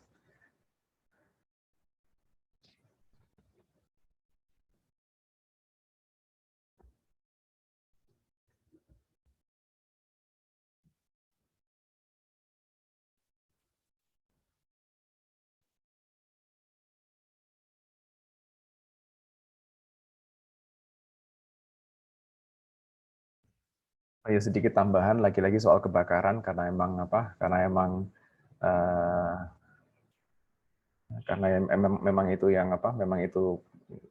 itu ketertarikan saya gitu ya. Kayaknya 2015 sebelum saya berangkat 2015 akhir gitu. Kami melakukan pengabdian masyarakat ke salah satu kampung di Surabaya, di daerah Surabaya. Aku kok lali Yonti ya. Yang tujuan kami adalah untuk kami bekerja sama dengan BPBD tentunya dan Dinas Pemadam Kebakaran untuk mengedukasi masyarakat dalam menghadapi kebakaran ini tadi. Dan menarik memang, khususnya kalau cara atau teknik pemadaman kebakaran sih oke lah, itu bisa diajari dan sebenarnya teknik-teknik itu adalah langkah terakhir yang ingin kita ambil. Gitu. Yang kita highlight, yang kita garis bawahi adalah upaya-upaya pencegahan sebenarnya supaya nggak terjadi itu. Dan yang menurut saya menarik adalah penggunaan colokan bercabang itu. Rupanya banyak yang instalasinya masih baru, tapi karena sumber colokannya cuma satu, terus sama mereka dicabang-cabang gitu, cabangnya ekstrim banget gitu, sampai power socket itu tadi, power outlet itu tadi dia mengalami overload karena arus yang melewati socket itu tinggi sekali. Dan itu terus kemudian overload. Kalau yang mereka banyak yang nggak tahu itu satu. Terus yang kedua soal sekring gitu. Kalau itu sudah overload, kalau sekringnya masih bagus, oke gitu. Tapi seringkali itu overload, dia sampai meledak. Dia meledak karena sekringnya nggak putus duluan. So yeah, it's a lot of banyak hal-hal yang kecil-kecil kayak gitu, perintilan kayak gitu, yang ternyata berkontribusi terhadap fenomena kebakaran secara keseluruhan. Gitu. Saya pikir oh ya sudahlah, edukasi dan lain sebagainya gitu. Saya benar-benar mengesampingkan latar belakang saya sebagai dalam tanda kutip tukang bangunan, sebagai arsitek gitu. Saya kesampingkan itu. Tapi terus ketika mereka cerita soal soket listrik dan lain sebagainya, itu kemudian mengingatkan saya kembali. Jadi pada saat kami melaksanakan Abdimas itu saya teringat kembali. Oh ya, dulu diajari kalau bikin rumah gitu ya. Kalau bikin rumah aja mau segede apapun atau sekecil apapun, kalau bisa yang namanya instalasi listrik itu ada panelnya. Bikin panel listrik sendiri gitu. Saya pikir nggak overkill lah gitu. Tapi ternyata enggak. Orang-orang dinas kebakaran bilang enggak, yang benar memang kayak gitu, panel, fase-fase dan lain sebagainya. So a lot of very technical things gitu. Soalnya kalau ada satu bagian yang gagal, mengalami failure gitu, kita nggak akan terus ada perembetan ke hal-hal yang lain, dan kita juga bisa mencegah terjadinya kebakaran. Gitu. Tapi tentunya pembuatan jaringan dan seperti itu ya nggak murah juga.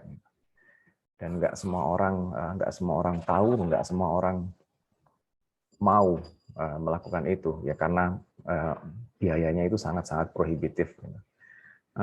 Ada pengalaman lain soal lagi-lagi soal kebakaran yang terjadi di tempat tinggal saya dulu, di daerah Waru gitu. Lebih tepatnya bencana ini menimpa tetangga saya. Rumahnya kebakaran gitu, dan karena jalannya sempit gitu, truk pemadam kebakaran itu nggak bisa lewat, yang akhirnya harus menjebol dinding beberapa rumah tetangga, menggeser pagar dan lain sebagainya. Jadi yang rugi itu nggak cuma yang kebakaran dan tetangga sebelahnya, tapi yang rugi juga rumah-rumah yang lain yang kebetulan dilewati dan dipakai untuk manuver truk pemadam kebakaran itu tadi. So, ya, dari segi desain lingkungan binaan kita, dari segi lingkungan binaan, dari segi desain permukiman kita,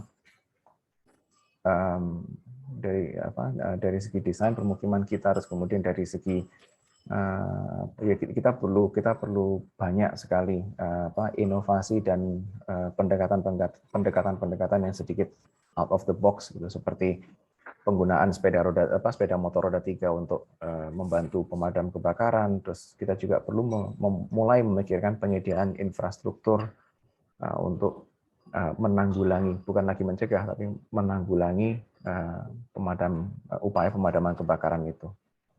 But fun fact, ITS punya beberapa titik hidran, dan di beberapa titik hidran itu harusnya ada selangnya. Guess what, selangnya itu hilang. Dan karena beberapa selangnya hilang, akhirnya selang kebakaran itu yang harusnya menempel di hidran itu disimpan oleh SKK. Kebayang nggak kalau seandainya ada kebakaran di ITS, which I think happened a couple of times gitu. Kalau ada kebakaran di situ, yang ketika membuka hidran, yang pertama kali ditanya adalah siapa yang pegang kunci gudang penyimpanan selang. It's a bit silly gitu, tapi it happens. Jadi selain hal-hal teknis, gitu, perilaku masyarakat kita juga perlu kita soroti begitu, perlu kita pertimbangkan dalam upaya-upaya penyediaan infrastruktur ini tadi gitu. Karena ada juga yang usil karena selain karena untuk kepentingannya dia sendiri, tapi mereka sendiri juga tidak sadar kalau infrastruktur itu, utilitas itu disediakan untuk keselamatan bersama. Keselamatan bersama. Oke, last invitation untuk berdiskusi sebelum saya meminta kelompok 6 untuk mengakhiri sesinya. Masih ada benar-benar nggak ada yang mau berkomentar? Semuanya sudah jelas? Haha, there you go. Permisi Pak Zaid, saya izin bertanya ya Pak. Mungkin pertanyaan saya agak ngawur, tapi ya saya mencoba untuk membatalkan seperti itu Pak. Jadi permisi saya izin bertanya. Jadi di dalam kita membangun sebuah kawasan perumahan dan pemukiman itu kan kita butuh yang namanya site plan atau rencana tapak, di mana hakikat dari rencana itu sendiri tidak lain dalam hal peningkatan kualitas hidup para penggunanya baik secara behavioral dan lain sebagainya. Sehingga diperlukan adanya upaya pengendalian kawasan, salah satunya yaitu melalui upaya mitigasi bencana. Nah, ketika kita membangun sebuah kawasan perumahan dan permukiman itu di atas sebuah tanah oloran yang notabene mungkin tanah itu adalah tanah yang baru dan kestabilannya itu masih diragukan, kira-kira dalam kacamata kalian sendiri itu upaya mitigasi seperti apa yang bisa kita lakukan dalam kasus seperti ini? Mungkin seperti itu. Terima kasih. Terima kasih Mas. Nggak ada pertanyaan ngawur, tidak ada pertanyaan yang buruk. Pertanyaan yang buruk adalah pertanyaan yang tidak disampaikan. Gitu. Oke. Terima kasih. Silahkan. Izin bertanya Pak sebelumnya malahan. Oke. Saya juga mewakili teman-teman kurang paham maksud dari tanah oloran itu apa ya Pak?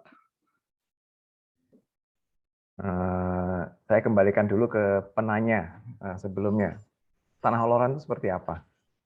Kalau setahu saya Pak, tanah oloran itu tanah-tanah hasil reklamasi pengurukan yang awalnya itu adalah perairan terus diuruk jadi daratan seperti itu, terus kayak tanah-tanah hasil sedimentasi sungai seperti itu. Oke, betul. Ada dua cara tanah oloran itu bisa terjadi. Yang pertama reklamasi, ya kalau reklamasi berarti disengaja. Yang kedua adalah hasil sedimentasi itu tadi. Sedimentasinya saking parahnya sedimentasinya sampai dia muncul di atas permukaan air. So itulah definisi tanah oloran itu tadi.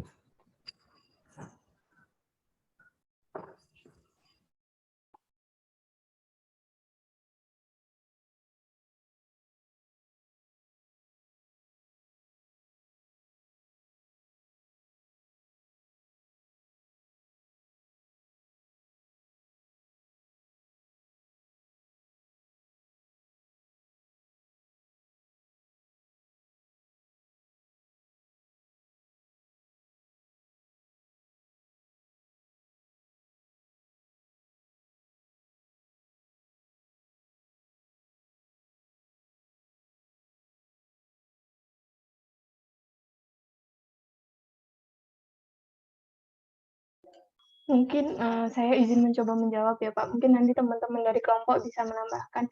Jadi terkait mitigasi yang bisa kita lakukan terkait tanah yang belum stabil, tanah oloran itu atau dari tanah reklamasi sendiri. Kemarin kalau tidak salah saya mendengar penjelasan bahwa di ITS sendiri juga tanahnya itu kan tanah rawa kan ya. Jadi upaya mitigasi yang dilakukan yaitu dengan penguatan dari struktur bangunannya. Salah satu contohnya yaitu dengan adanya struktur bangunan kayak rumah panggung gitu, kurang lebih seperti itu. Mungkin dari teman-teman lain bisa ditambahkan.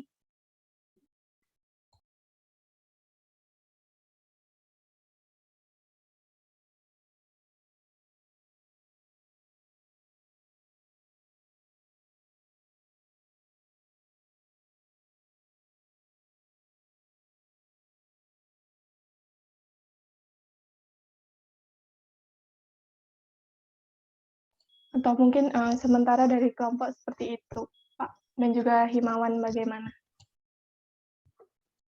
Oke, saya tambahkan deh kalau gitu jawabannya. Pertama ini tanah hasil reklamasi yang disengaja dulu. Proses reklamasi itu adalah tujuannya adalah untuk menambah luas permukaan tanah untuk pembangunan dengan cara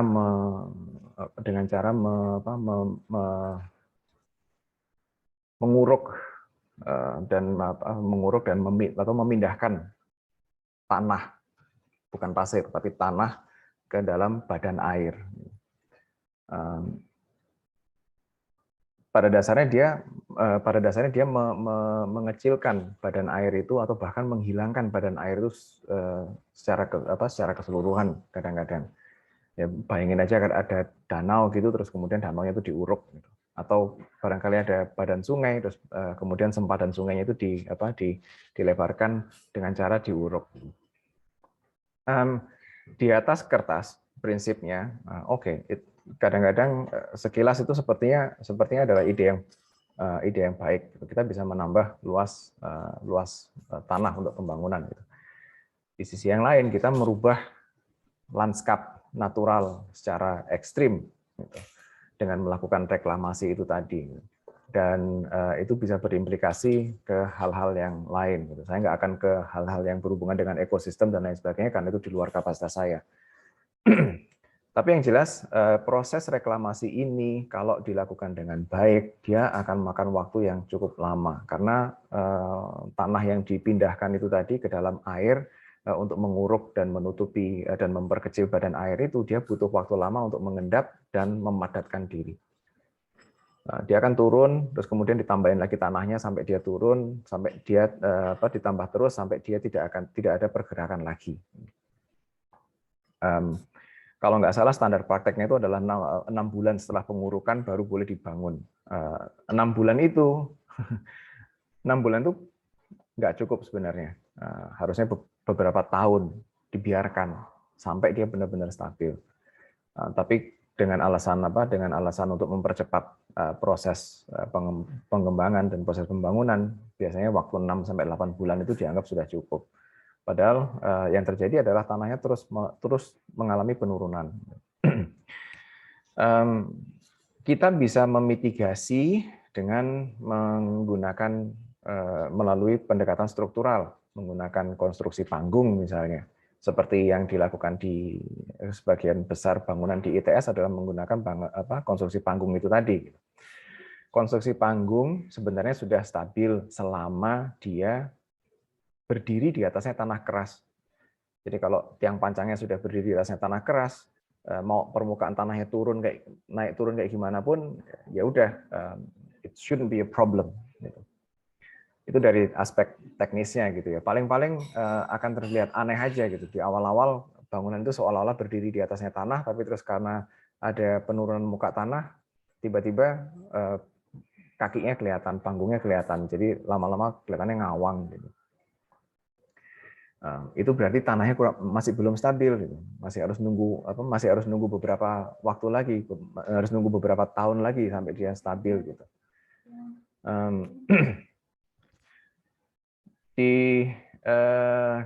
Itu kalau yang disengaja. Kalau sedimentasi itu terjadi secara alami, maka dia maka tentu kestabilannya ya patut dipertanyakan gitu, harus diuji dulu. Dan kita harus the engineers itu harus memprediksi berapa lama sedimentasi ini akan bertahan, berapa lama waktu yang dibutuhkan untuk mencapai ketinggian yang ideal untuk membangun dan lain sebagainya gitu. Itu kalau kita bicara soal tanah oloran atau pengurukan dan plus minusnya gitu. Prinsip yang saya pegang untuk menanggulangi atau mengelola risiko bencana, kalau lokasinya itu sudah diidentifikasi sebagai lokasi rawan, nggak usah bangun di situ. Jadi pendekatan pengelolaan bencana itu ya bisa secara struktural atau bisa melalui avoidance atau kita menghindari untuk membangun di situ. Tapi seringkali kita nggak bisa menghindari, nggak bisa terus setelah dipetakan ternyata itu masuk ke zona oranye atau merah bahkan. Seringkali nggak bisa kayak gitu karena alasan ekonomi, karena alasan politis dan lain sebagainya gitu ya. Coba lihat di kontestasi atau coba kita amati bagaimana tata ruang itu terwujud di negara kita di mana-mana sebenarnya. Masih ada tarik ulur antara kekuatan politis dan lain sebagainya. Jadi kita nggak bisa serta-merta terus sini bisa, situ nggak bisa, sini bisa, situ nggak bisa, sini bisa, situ nggak bisa gitu. Karena bisa jadi lokasi atau lahan yang bisa dipakai atau dimanfaatkan untuk membangun itu malah kecil sekali. Akhirnya akhirnya balancing antara pendekatan struktural, solusi struktural, dan kemudian partial avoidance itu tadi, gitu. Contohnya.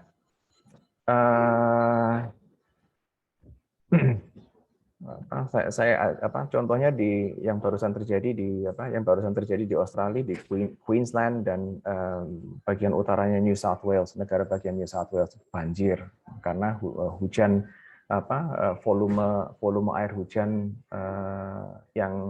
volume air hujan selama 3 hari berturut-turut itu ekuivalen dengan volume air hujan selama 6 bulan. Bendungannya nggak muat, akhirnya banjirlah beberapa wilayah di kota itu. Sebenarnya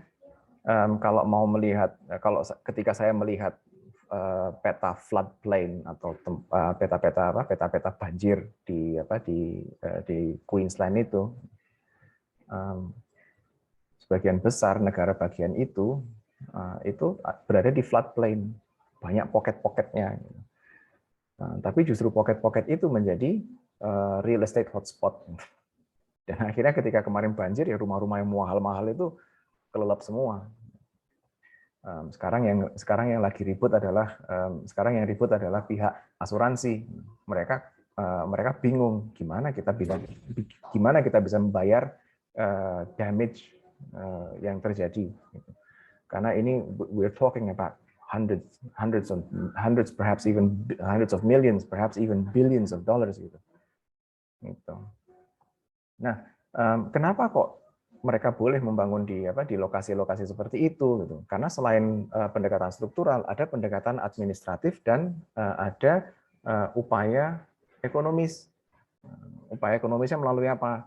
Mekanisme asuransi. Masyarakat itu di sana kalau mau membangun, mereka terlebih dahulu diberitahu itu daerah banjir, itu daerah rawan kebakaran. Kamu yakin mau bangun di situ gitu? Kalau mereka bersikeras mau, karena kalau mereka bisa menunjukkan karena kami bisa memenuhi persyaratan teknis begini. Oke, fine. Tapi premi asuransimu itu 3-4 kali lipat daripada premi asuransi yang dibayarkan oleh mereka-mereka yang tinggal di lokasi di luar floodplain atau di luar zona rawan kebakaran misalnya. Jadi mereka bayar asuransinya itu berlipat-lipat kali. Berlipat ganda. Mekanismenya seperti itu. Makanya ketika bencana itu terjadi, yang punya rumah, ya wis karepmu. klaim asuransi, pihak asuransinya sekarang yang kukur-kukur. Karena bencana ini terjadi secara ternyata akhir-akhir ini menjadi bencana periodik setiap I don't know 10 atau 15 tahun sekali pasti terjadi. Gitu. Nah, kalau kita kembali ke sini, mekanisme asuransi, ya masyarakat kita masih banyak yang nggak melek asuransi. Asuransi ada yang menganggap asuransi investasi. No, insurance itu ibaratnya kita menyisihkan uang untuk emergency sebetulnya. Banyak masih belum melek asuransi. Terus ketika terjadi keadaan darurat, proses pencairan, proses bailout-nya itu juga masih belibet gitu. Jadi malas deh berurusan dengan pihak asuransi gitu. Jadi tapi mekanisme asuransi ini berpotensi sekali untuk kita manfaatkan dalam mekanisme perencanaan dan pembangunan gitu, dan bahkan mungkin bisa membantu mempercepat, ya dengan itu tadi memberikan jaminan dan memberikan kepastian gitu. Kalau seandainya terjadi apa-apa, ya udah aku tercover asuransi gitu. Misalnya kita tinggal di lingkungan, bayangan gini, nggak usah selain bencana wis, kita tinggal di lingkungan padat, legal, status tanahnya legal. Tapi karena for whatever reason kita harus pindah dari situ. Ya udah pindah aja. Pemerintah mau ngasih kompensasi kayak gimana ya sembuh gitu. Tapi saya punya asuransi, saya klaim aja ke asuransi, misalnya kayak gitu.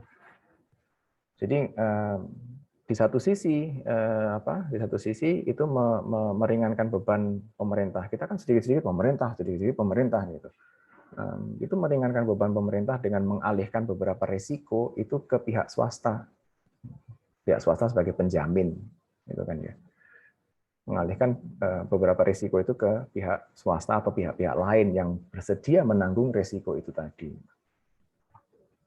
So, mekanisme asuransi, mekanisme struktural, mekanisme land use planning, melalui land use planning yaitu dengan menghindari perencanaan atau pembangunan di kawasan-kawasan yang rawan bencana.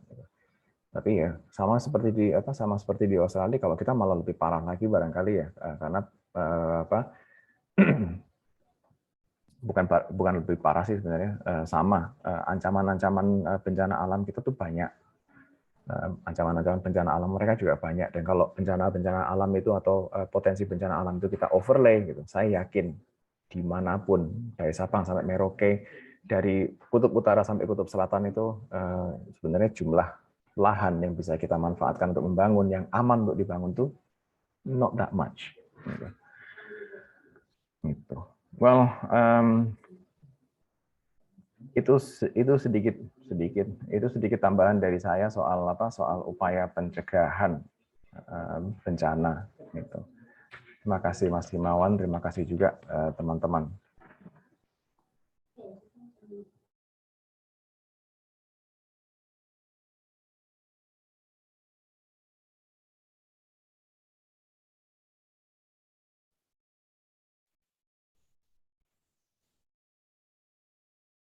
Ada 5-10 menit, actually about 10 minutes or so. Barangkali ada feedback dari Mas Himawan. Jawabannya sudah sangat memuaskan, Pak. Oke. Masih ada lagi kah yang ingin memberikan pertanyaan atau feedback? Misi Pak, saya izin bertanya Pak. Silakan. Ya, terima kasih Pak atas kesempatannya. Saya Muhammad Al-Baqi Bila dari P1069.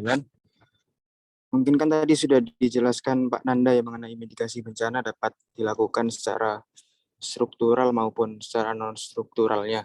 Mungkin boleh dijelaskan lebih lanjut nggak teman-teman mengenai bagaimana upaya mitigasi bencana di wilayah pesisir baik secara strukturalnya dan non-struktural. Terima kasih.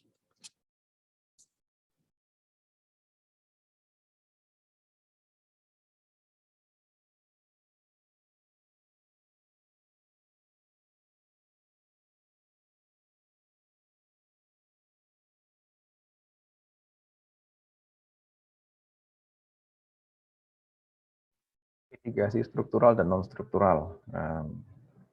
Good. Monggo silahkan kelompok 6. Nanti kalau ada yang kurang saya tambahkan lagi.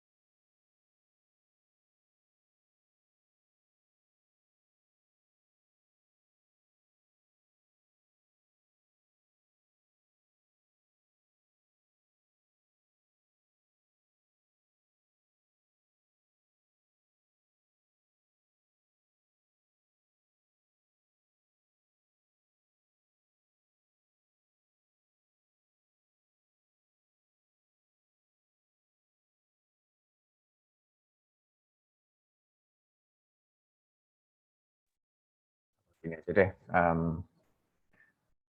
Karena apa? Karena diskusinya hari ini berputar seputar bencana, which is right up my alley. Gitu. Mitigasi bencana, penanggulangan bencana memang bisa dilakukan dengan memang pada umumnya dilakukan melalui dua pendekatan itu tadi, struktural, non struktural. Gitu. Kita di perencanaan wilayah dan kota, di spatial planning tata ruang itu kita lebih cenderung ke yang non struktural, non invasive gitu. Karena kita nggak berurusan dengan hal-hal teknis mikro yang seperti yang saya bilang tadi, standar instalasi listrik, terus kemudian konstruksi bangunan dan lain sebagainya. Enggak. Kita kan tujuan kita adalah memproyeksikan kebutuhan ruang di kemudian hari.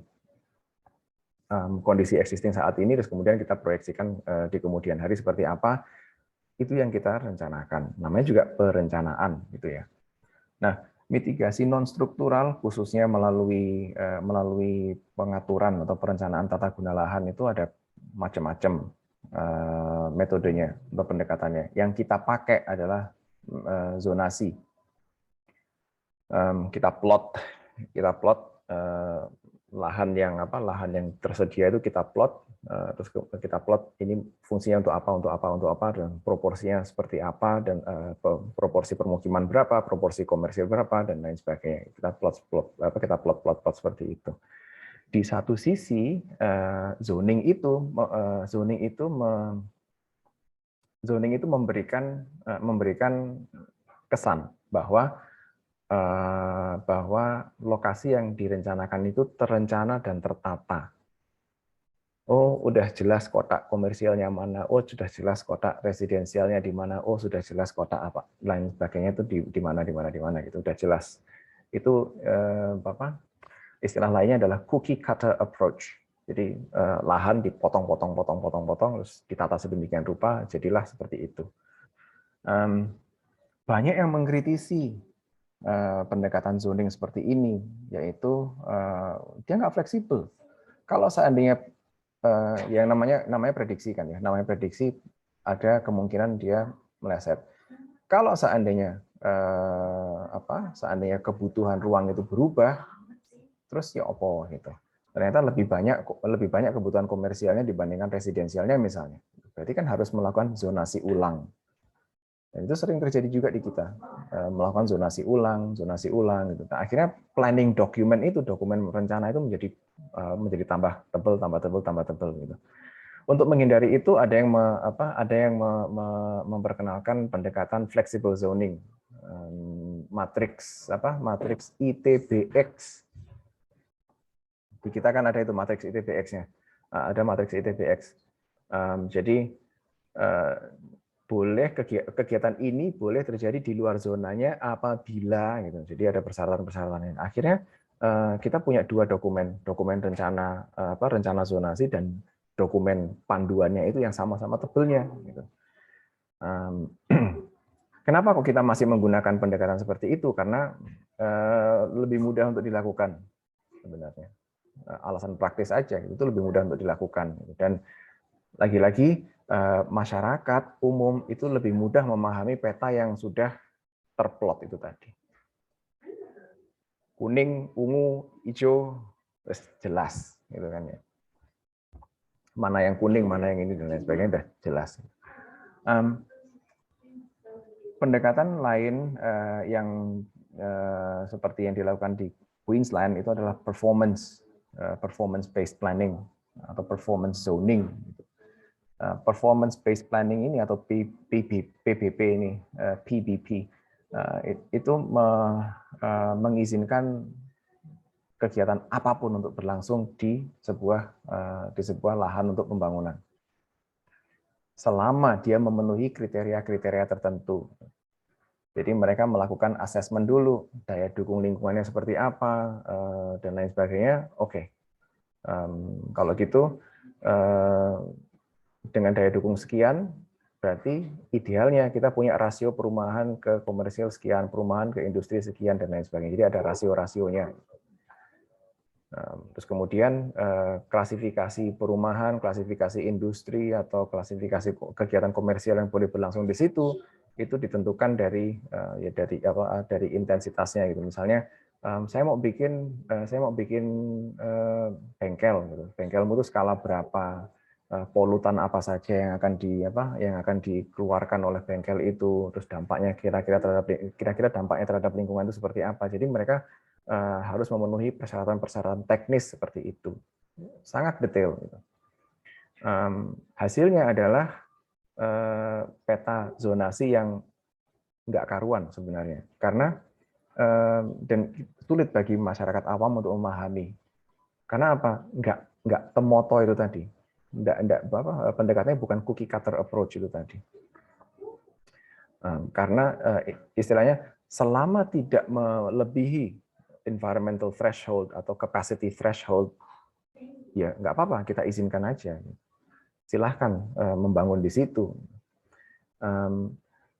Kelemahan dari pendekatan ini adalah Pemkot itu harus punya kapasitas teknis yang sangat-sangat tinggi. Mereka tiba-tiba harus menjadi ahli dalam berbagai macam hal, gitu ya, di luar rutinitas administratif mereka. Kalau mereka nggak bisa, ya berarti harus memanggil pihak-pihak yang benar-benar bisa mendukung keterbatasan kemampuan teknis mereka itu tadi, atau menutupi keterbatasan kemampuan teknis mereka itu tadi. Ujung-ujungnya apa? Mahal sekali pelaksanaannya. Gitu. Di satu sisi kita bisa menikmati hasil performance based planning itu bisa kita nikmati dalam bentuk mixed use itu tadi. Perwujudan mixed use development itu bisa terjadi karena itu tadi harus memenuhi persyaratan teknisnya bukan main, gitu. Ruwet, jelimet, gitu. Dokumen rencananya simple, tapi development application-nya, pengajuan aplikasi izin membangunnya itu jelimetnya minta ampun. Contoh yang sederhana aja, ada gereja di dekat sekolah, di dekatnya sekolah anak-anak saya waktu itu. Gereja itu buka kafe kecil, terus yang biasanya beroperasi di pagi sampai siang aja. Orang tua yang habis ngedrop anaknya bisa mampir ke situ, have a cup of coffee, breakfast, terus kemudian habis itu lanjut ke rutinitas sehari-hari. Hall atau aula gerejanya itu kan tidak dipakai setiap hari. Mereka waktu itu mengusulkan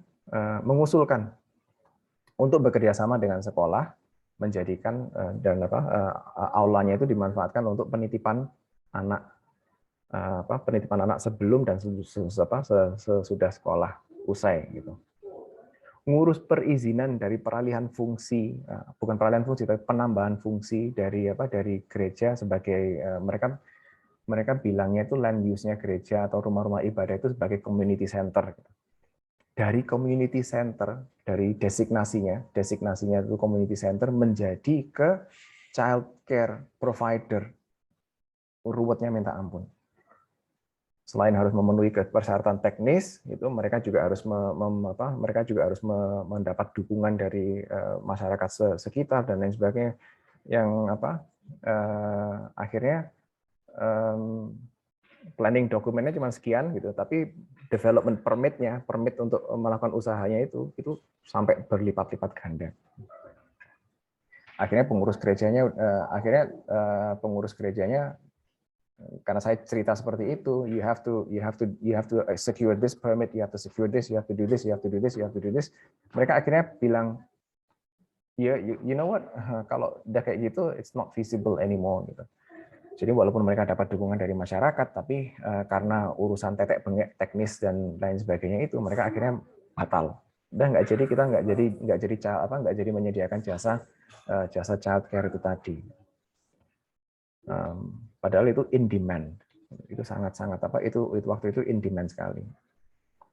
So performance based planning kelihatannya fleksibel dan bisa memberikan opportunity bagi kita untuk menghadirkan mixed use development dan lain sebagainya. Bayangkan kalau pengembangan TOD di Jakarta itu juga menggunakan pendekatan seperti itu, performance based planning. Ruwetnya minta ampun. So in the end, pendekatan struktural maupun non-struktural untuk mitigasi bencana dan pembangunan secara umum pada umumnya, tidak ada pendekatan yang lebih baik daripada yang lainnya itu, dan tidak ada satu pendekatan yang sempurna. Barangkali kita harus memadukan dan yang bisa kita lakukan adalah kita coba.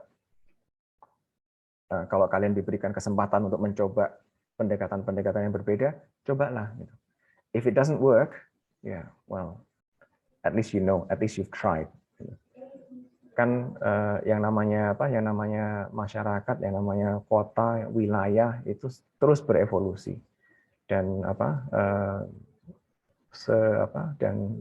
sekecil apapun, dan saya kira batu sandungan yang berupa ternyata percobaan ini tidak berhasil itu turut mendorong perkembangan kota, turut mendorong perkembangan wilayah untuk hopefully untuk kepada arah yang lebih baik gitu.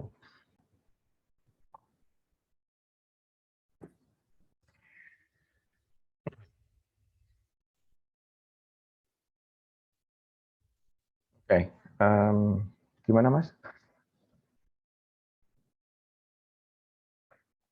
Ya Pak, kalau dari saya sudah sangat menjawab Pak, terima kasih.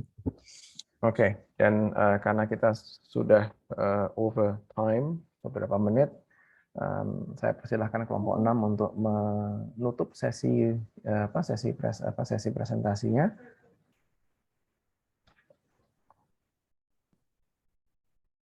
Ya, baik. Terima kasih buat teman-teman. Terima kasih juga buat Pak Nanda atas insight-nya hari ini. Sekian presentasi dari kami. Apabila ada kesalahan, mohon dimaafkan. Wassalamualaikum warahmatullahi wabarakatuh. Saya izin stop share. Warahmatullahi wabarakatuh. Dan dengan itu berakhir pula pertemuan kita hari ini.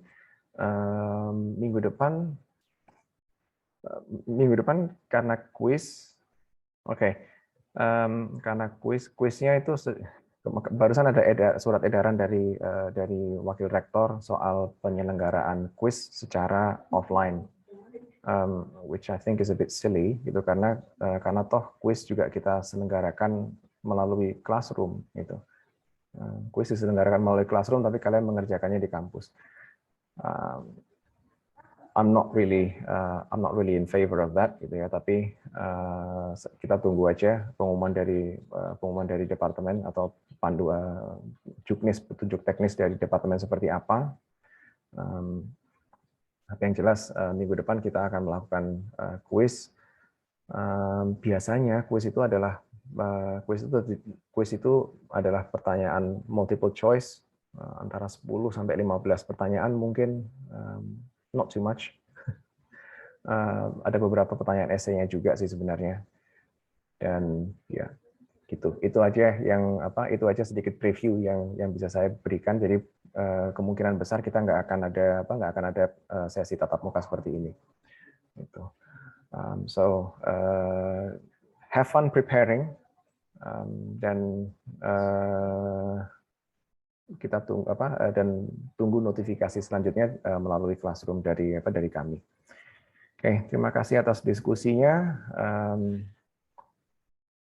dan sampai jumpa di lain kesempatan. Assalamualaikum warahmatullahi wabarakatuh.